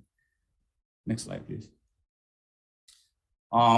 Looking at the priority projects going forward, still in the planning phase, the Home Resource Center was identified as something that the residents of Anahola wanted. We would, in coordination with planning, try and set this up in a commercial zone area in accordance with the regional plan update. And then we would try and find partners to support the plan. This is where we would likely locate Lavaia's program so that it would fit in. It creates a symbiotic relationship where we're separate, but we would almost operate as a public works for the general areas, and then he would have his own area to manage. And then he would get the funds to support that overall management. And then whatever they plan to do, they would conduct an EA for that, for the sublease is what we're looking at. Another partner we're looking at is Coral Reef Restoration, Malamana Apapa. They are also a 501c3 nonprofit. It would provide educational labs, possibly a marine science center, a coastal resource for reef management, and then possibly marine grant funding if they had a place for it. And if they did that, they would conduct their own EA for sublease. Can you go back to the last slide, please? I forgot to mention something. Uncle Frank also found a partner that he feels that would provide the technology that would create good housing opportunities with technology, very highly advanced technology that he believes would get Hawaiians in homes faster and cheaper. So we would also be looking for an area within our generalities to put something like that on. Having a technology center for home building would also give Ho'oke'olopono a science and technology engineering component to their school that would provide expertise and job skills going forward. So I think it's a great symbiotic relationship between the two that would fit well. And that's what we're looking for, programs that we can work together and build upon each other. Next one. You've already heard from Kauai Economic Development Board. We've already been in conversations with them to try and get vegetation control. They've already found a partner who is a beneficiary who would manage that program. Low impact partnership.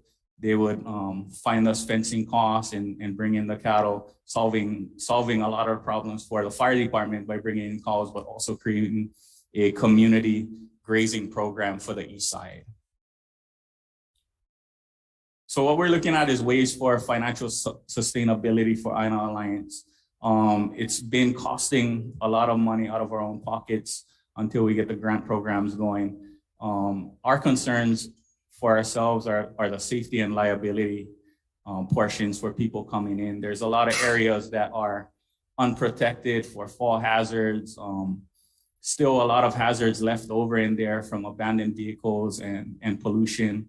So we'd be looking for ways to fix that within our grant programs. We're looking at low impact activities that would not require EAs. We'd like to use the UTVs that already go in there for pollution patrol to pick up stuff. Trails management with bikers and hikers. Ideas we had is, allowing people to adopt a bay for the day, come in, picnic, and also clean up. Maybe do camping cleanup stuff where we can designate camping areas, possibly doing permits and day passes. We would have to set up some toilets because there's nothing back there. And then set up ways to do long-term service. And the only way we can get that is a steady stream of money. Next slide. And then again, why us? I mean, we care about the future. We live in this area. We have kids in this area. We are Anahola residents. We fit the mold for exactly what was talked about in F7, DHHL beneficiaries, self-determination, trying to set our community for resiliency. We will provide the management and experience. We'll set up the partnerships. You've already seen what we've been able to do in such a short amount of time. And we work well with, your planning divisions and land management, and then we can help each other. So that's what I'm trying to help you with. So again, our mission is to convert land liabilities into community assets. And with your help, we can help us build a future. Commissioners, questions? Yes, Dennis. Thank you, Makepa, for the presentation. A very holistic approach to pulling the community together. Appreciate that. A lot of partners, a lot of details I like to see, but I understand where you're coming from. You have some good partners that are in line. I like the fact that the community is getting involved, and as you pull in more partners, you have more economic opportunities for kids. The trade school doing a lot of stuff within the community to help our kapunas, doing windows, handicap ramps. They've been doing that for a long time, so I appreciate that program. I would support this as we go along. I'd like to see some more details. Thank you. Thank you, Dennis. Russell. Question for Kahana, or actually Andrew. This particular 400-acre site under the island plan and the regional plan, what is the land use designation for this?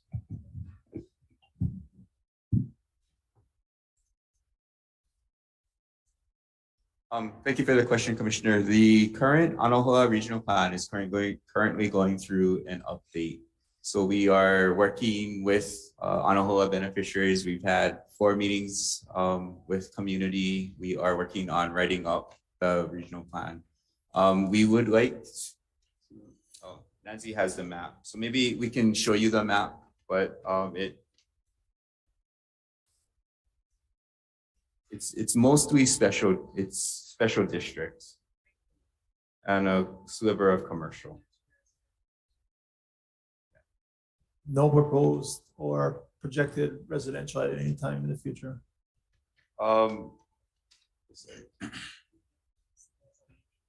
There are two swaths of residential. Closer to the highway.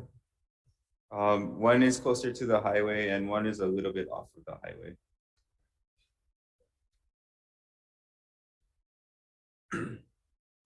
So there could be a condition in the future that the lands could be withdrawn for residential purposes. I mean, we do that all the time in other areas. Well, the request for general lease, eleemosynary, I would think that we would carve off something that's reasonable. 400 acres is plenty, bro. Yeah. So your grant writer is not gonna like you having one lease for 400 acres. They're gonna worry about that. So I'm thinking that you probably want a lease for something manageable and then stick with the RP special district, kind of, because you providing, you know, the presence and cleanup and all that kind of stuff for everything else. And it sounds like you guys want to be closer to the ocean. That's a lot of your focus is more on the shoreline and the reefs and that kind of stuff.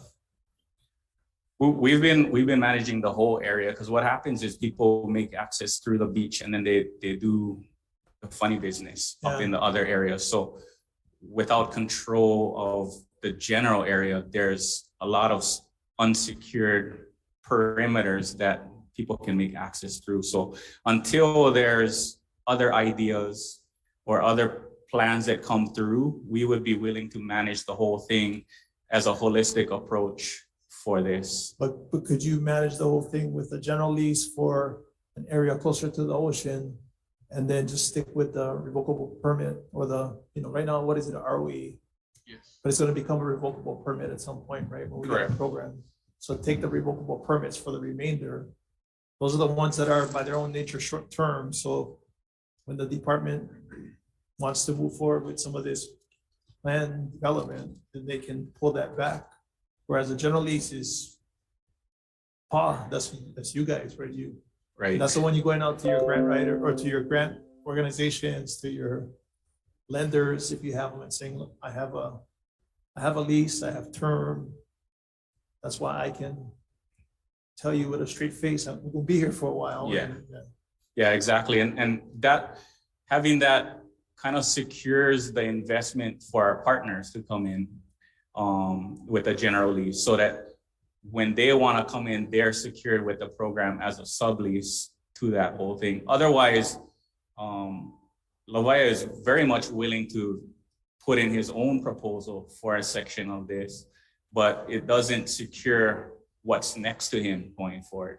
Where if we had a general lease for the whole area, we would have a say in which partners are coming into the area and possibly breaking up the ecosystem that we developed with the partnership. So that's the concern, is there could be a bomb dropped in the whole program where something else that is not what we're trying to do comes in and breaks up the whole system. I understood. So just think about it, because you want to bite off the amount that you can chew, I guess. So that's kind of Puno wisdom. Yeah, So, yeah. Great idea. Can I say something a little bit? Here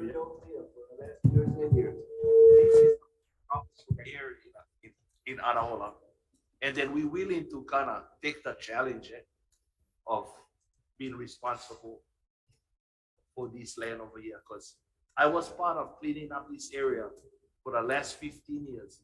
And then every time we go clean up the area like that, all we do is we make road for the next guys to come in and to pollute all the land and all that. It's a big challenge, but we're up and with the understanding that anytime when the department needs any portion of it, hey, for the rest of the people, kind of go for it and all that. And we get the understanding about that, but we're willing to take the ball and pass the ball around. yeah, and we saying the same thing. It's just, it's the means by which you control the entirety of the property. But trust me, we all appreciate all the stuff you Okay. guys do. Yeah. Right. Yeah. Thank you. I like you guys on the entire thing, watching the whole thing, cleaning them up, chase out all the cockroaches, everything. But we just gotta think down the road. You know, we try to put people in homesteads on leases, and that's gotta be that's our primary charge, right? Yeah, definitely. Yeah, we all want it. Yeah, mahalo guys. Yeah. Mahalo. Thank you. Okay, other questions, commissioners? Yes, Mr. Helm? Yeah, mahalo to all you guys for doing a great job on your island of Kauai.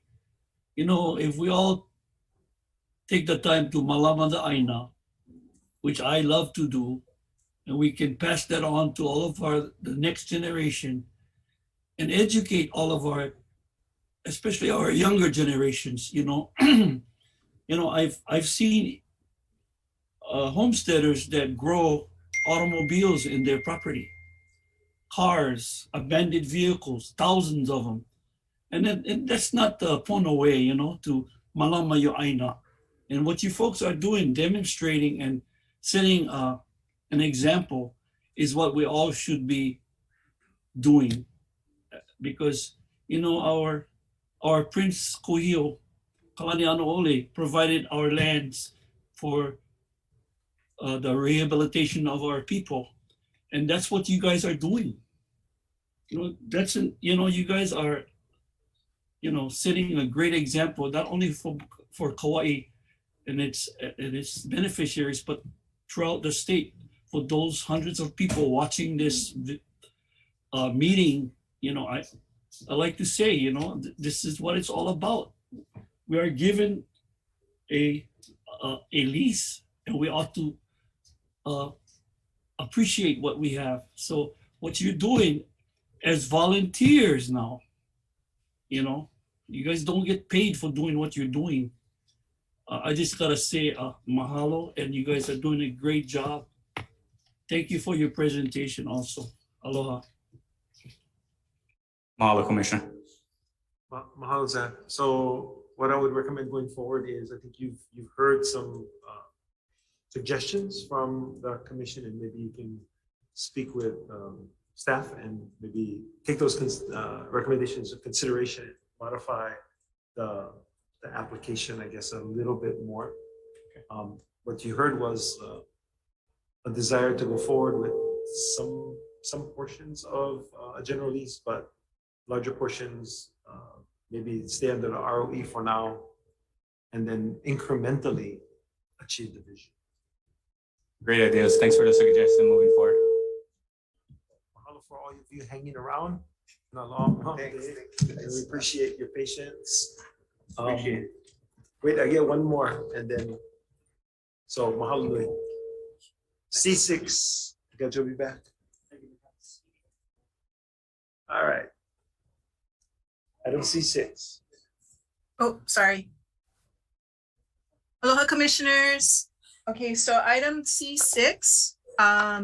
First of all, I am going to take full responsibility as the former chair as to these minutes not being completed on a timely basis, without necessarily going into the whys or the wherefores or the whatevers. What I'd like to focus on, and I do appreciate Jermaine Meyer's testimony, and I know that this has been, and I do appreciate her being a watchdog in terms of the department that keeps us on our toes on certain issues. But what I wanted to focus on with the commission was it's not for action, but just a proposal to get those minutes that are listed as draft and have been on our website, I think from 2019 in draft form into a final form, really because it's important for the historical record that these be considered final form. And so we did confer with Katie, who assisted us in terms of understanding what our legal requirements are. And I did try to articulate that in the submittal and suggest a path forward. You know, we are not trying, I mean, the minutes have been on the agenda, up on our website for a number of years, but we did want to, you know, try to get these, you know, transition from draft to final. And so that's really our goal here, is to address this last and outstanding issue. And Chair, I'm available for any questions or open to any suggestions. Okay, thank you, Joby. Commissioners, any questions or suggestions regarding agenda item C6? Yeah. Go ahead, Patty. Thank you, Joby. What year are we looking at? Can you specifically tell us what year that we're looking at on these drafts? So the outstanding drafts are from 2016 to 2019. 2016 has probably the largest number of outstanding minutes. And then we have 2017, 2018, and 2019. Just some of the minutes are complete, some of them are not, but all of the drafts are online on the website. And I guess my next question, okay, so it is on the website for viewing. Yes. Then. Yes. I guess that's digital. Do we call it digital draft? However, the drafts have been on the website, I think, since 2019. Okay, so I guess and it's nothing in no disrespect or anything. It's just asking questions. Is that no? Absolutely. Because I serve on boards and commission. I neighborhood board for 29 years, and so we are on the sunshine. We have to abide to the sunshine law. We go to training on sunshine law and everything. So this minutes is. I looked at the administrative rules, Title 10, 12, 13, and it says minutes. And I'm not sure if everybody had the opportunity to read it. So it says the running of account or proceeding of each minutes of the commission shall be kept in a complete detail as a reasonable responsible. I'm not going to read it all through. So I guess what I'm hearing from the AG, if they would explain that more to me so I can understand, the AG's finding that these minutes are not violation of the sunshine, not violation of our administrative rules if we move ahead to adopt these minutes. I'm gonna defer to Katie for that, I guess, response. Thank you. Okay, so or is this something that you want to go into? I'm sorry, is this something that maybe we should go into exec session for? Do you want to? Why? It's okay. It's likely that if we continue discussion, it'll go into exec session. So, Commissioner Taruya, if you don't have a burning desire to go into executive session, I'll leave it to you. No, well, I don't want to go in exec session. It's been a long day, and so this is late in the afternoon. But I'm not going to challenge administrative rules per sunshine. That's not what my intent is. But I think what my concern is, and I'll just put it on the table, is that I do have concerns. I started serving from July of 2019. And for me, and I'm just speaking on my behalf, I did not get involved in the 2016, 2017, 2018 discussion or meeting of these commission hearings. And I'm not sure why it wasn't approved month to month. That I'm not going to get into that. But if you want us to look at these years of minutes, my question is, what am I going to look for? Spelling and grammar corrections? What am I supposed to look for when I didn't even serve during that time? I guess I want to caution myself, and that's kind of like my discussion. So if I may, because I know the time of the commission is very valuable, that was why, having presided over the meeting and actually still having the binders in chair's office, what I was recommending was that I would the drafts are all up there, but at least to go through it again, because once in a while, the way that it's captured by our administrative staff doesn't necessarily capture the, they're listening to it over an audio, and sometimes, there may be errors that are, come up. And so that was why my recommendation was that I would review it at least for that accuracy.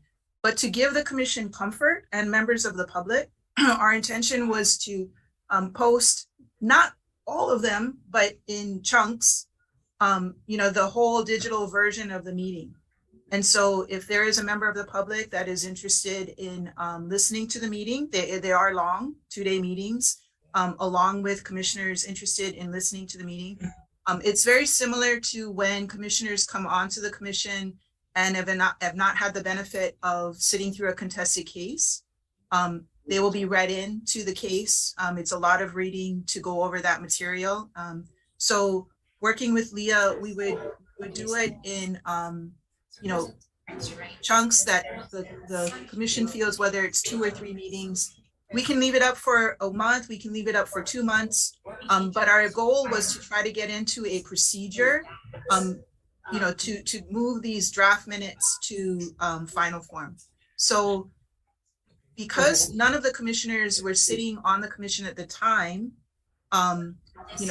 this was what, and based on what's reflected in the submittal about the main requirement being that the written minutes are a true reflection of the matters discussed at the meeting.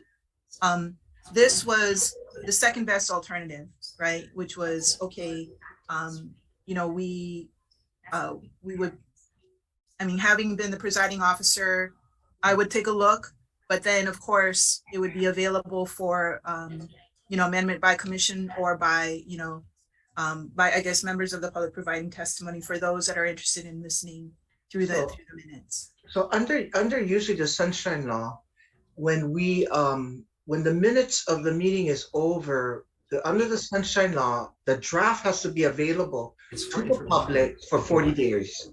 40 days out, the draft has to be available up in your website, available to the public, correct? Have we followed that method through 2016 through these minutes? The sunshine law, especially as it relates to minutes, has changed, specifically in the more recent past. I don't know, I'd have to go back to or talk with Katie as to what was applicable at the time.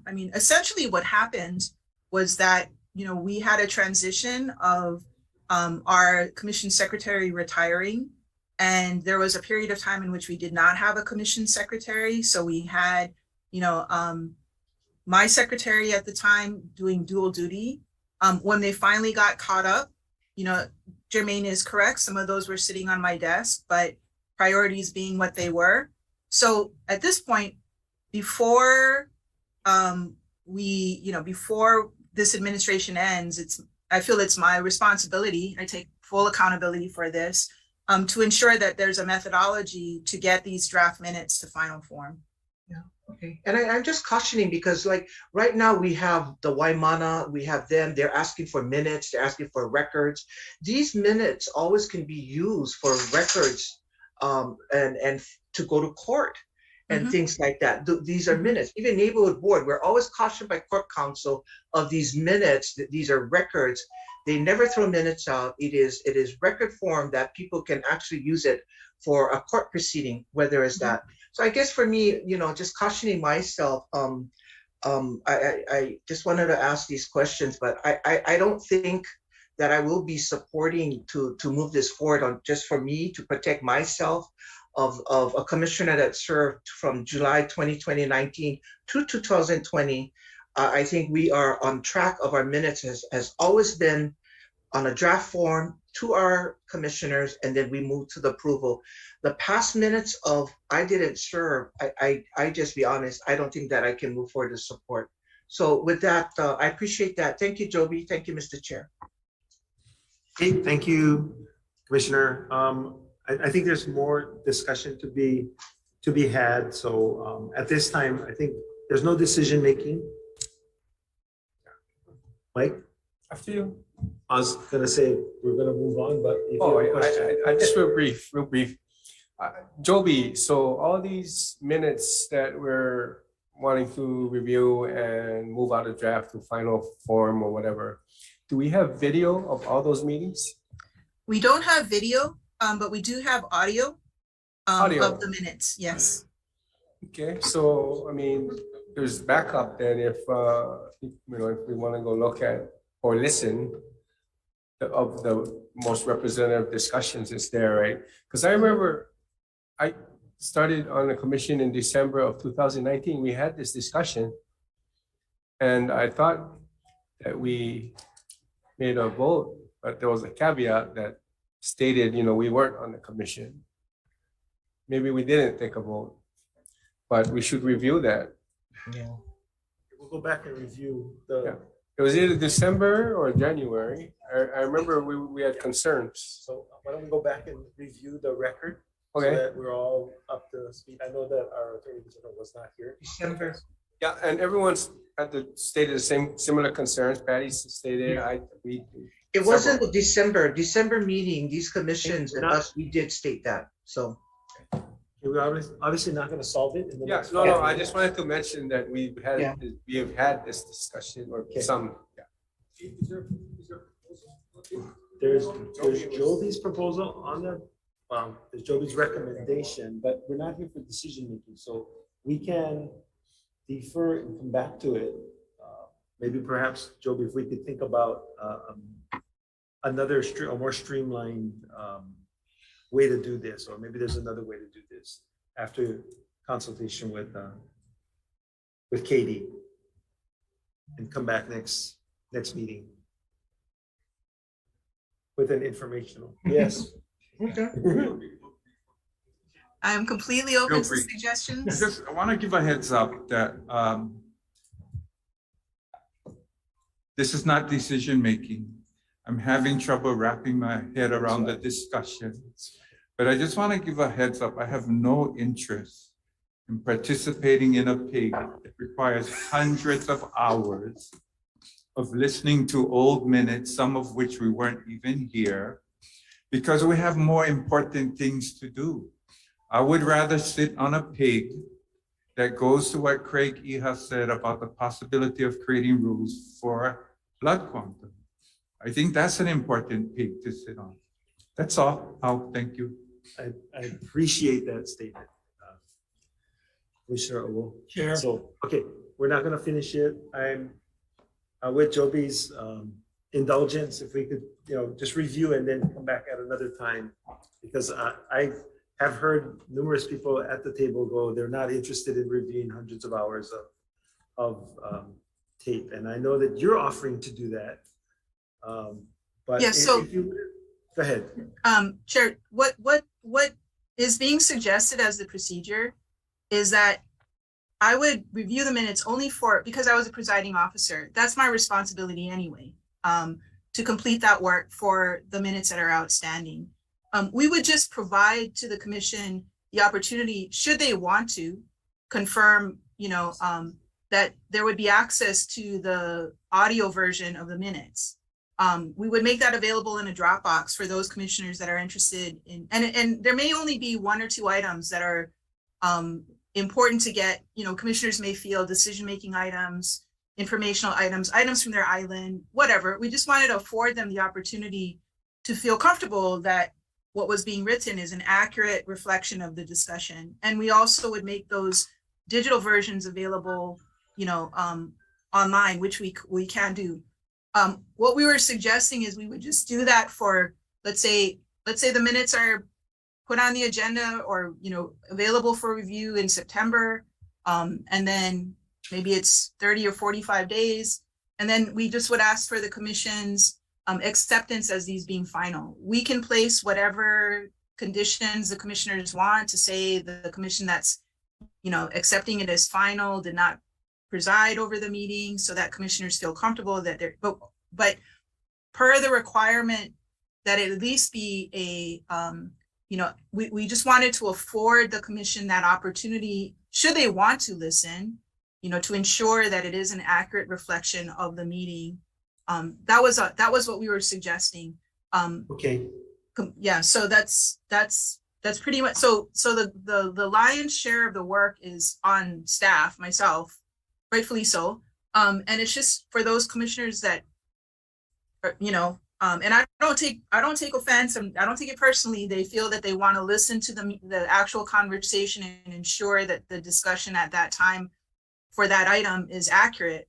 The digital versions would be available. And once the meeting minutes are considered final, then we would, then those would become the final minutes as they are now. So that's actually what was placed in the submittal itself. Okay, so I appreciate you willing to do the lion's share.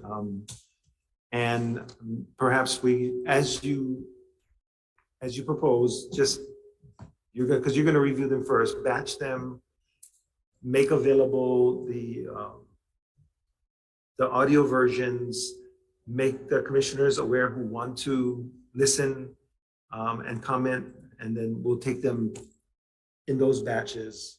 Those that want to vote for final approval can vote at the commission level. It's not required, is my understanding, so. So I don't, what I can disclose in open session.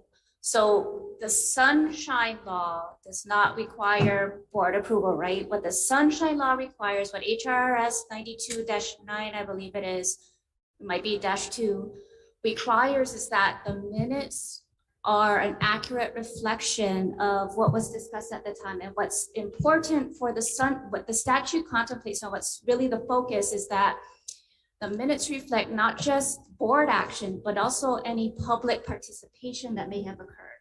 So that's what the minutes should reflect in final form.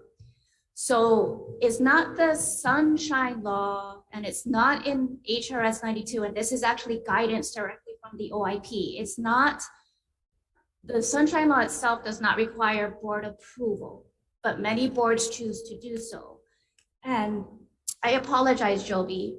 I did look it up after your testifier. You guys do have a rule that basically supplements or is where the practice comes from as far as the board approving the minutes. So that is 10-2-13, I believe. So I apologize for that.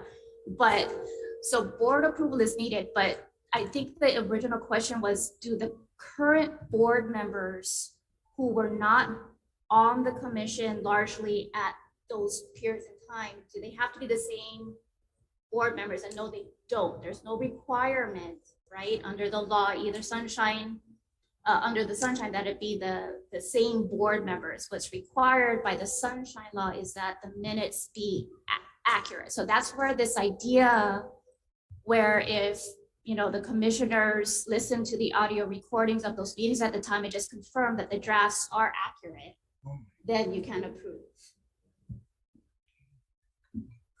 Okay. Could we also, since Joby was the chair at the time, rely on her memory or her recollection of reviewing the minutes that they are accurate, and then take a board action based upon her recommendation? That's essentially what we do now. But I mean, yes, the short answer is yes, right? The issue though would be, she would come before you with the for action item, and then the same discussions I think that we're having here during a for information session would be the same questions would arise when she submits it, right? Submits for action. So I'm not exactly sure how that would shake out. Yes. So the submittal item 4 says staff anticipates beginning this process with September 2022 regular meeting. And then you mentioned batches. So what does all that mean? What's the timing of the getting through the whole thing? So I don't think Joby can bring all of the meetings forward all in September. So don't let me speak for you, Joby. I think the plan was to bring a number of months together in September, then a number of months together in the following months. Yeah. The intent was, because we recognize commission time is valuable, and even if we could bring all of them, that's like hundreds and hundreds and hundreds and hundreds of hours. Was to batch it. So let's say 2 or 3 or 3 to 5. I mean, probably more like 2 or 3 meetings. So we would bring those in September and make the digital versions of those meetings, the audio versions of those meetings available to the commission. And based on the amount of time you feel you need, if you wanted to review that for your own comfort level, you know, it could be the next meeting, it could be 2 meetings later, just to then seek the action item to accept them as final. The issues are the same, but we do need to figure out a process because, to Commissioner Turia's point, these do become very critical documents for the historical record, and leaving them in draft is personally, I feel, does a disservice. You know, and I take responsibility for that because, you know, the situation was created under my administration. So I'm trying to find a path forward to get in place to move these draft documents to final for the historical record. Yeah. Whatever the batching plan is, the plan is to get it all done before the end of the year. No, the plan is to start. My commitment is to complete my review before the end of the year, but it can continue over, you know, over the months that it takes, because the situation of the commission that's reviewing it not being the commissioners that sat continues, right? But we just want to start on a process or a plan to get this issue addressed so that they don't sit in the record as draft. So her review before the end of the year, but the commission's final approval will continue on. Because it's such a huge jump. September, October, November, November, December. So four batches. Oh my God. 4 batches of your review, Joby. Yes, yeah. Okay. Okay, thank you, Joby. You know, I just really wanted to make another statement, and I appreciate the process from here on 2019 that this board, commission, the leadership is moving to have our agendized, and we have our minutes, and we get the opportunity to look at our minutes, participate in corrections, and approve the minutes, that we don't get into a situation like that. And so, you know, I just wanted to make that comment that I think we are right now on the right track from 2019, that this commission, we input corrections, we make our corrections, we do our inputs, and then it's voted to be approved and filed. And so with that, hopefully we don't get into the situation. I guess my question to Joby, like, it was sitting for so long, why now? I don't know. It's a legitimate question. You know, Why frankly, now? Well, as I was saying, you know, we're getting close to the end, and as you know, and so I want to, you know, I feel that's my obligation to complete it before my time is complete here at the department. Fair enough. Thank you. Thank you, Mr. Chairman. All right, thank you. If I'm gonna give one more. Yes. Yeah, thank you, Leah. For the minutes. Okay. Okay, you've got 1 minute. And then we'll go on. Again, I felt I didn't finish what we started. So I just wanted to let you know our request, our proposal has gone forward.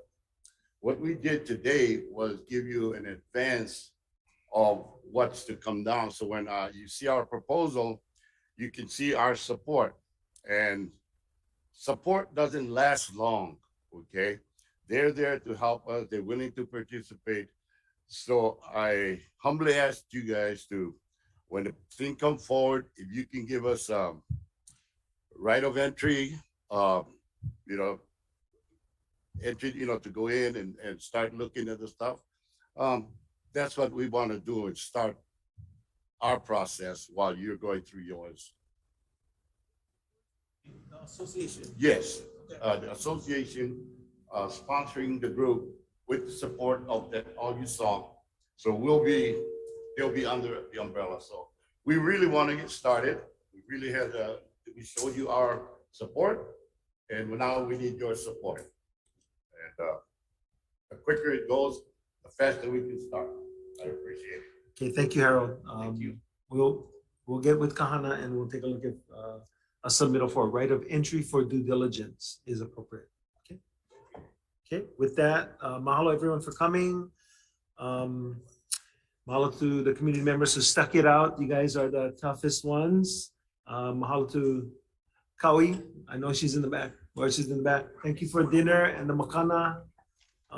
Reminder, general plan, open house, King Kaumuali'i Elementary School tomorrow night, Wednesday, correct? 6:30 p.m. Go ahead. I'd just like to say, we have some gifts for the commission. We haven't seen you guys in 2 years, so. But I also wanted to mention, this is the chairman's last visit to Kauai as the chairman. I'm sure we'll see him either in Waianae or he'll come back with his boat. You may see me sitting across the table. Sitting so watch across the out. table screaming at us while we're screaming at him. But I just want to thank him for his fellowship, for his knowledge. I mean, his knowledge really means a lot when we go through a lot of our meetings.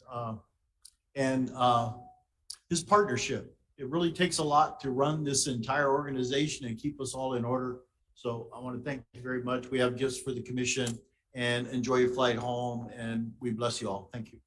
Thank you very much, Dennis. I want to thank the commission for keeping me from going rogue. And then don't forget, we have a contested case on Thursday morning, 11 a.m.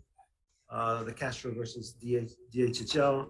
There's a special meeting, Act 279. We will be setting that up. Okay, put it on your schedule, either August 24th or 25th. I think we're close. We still got to post the agenda for the special meeting.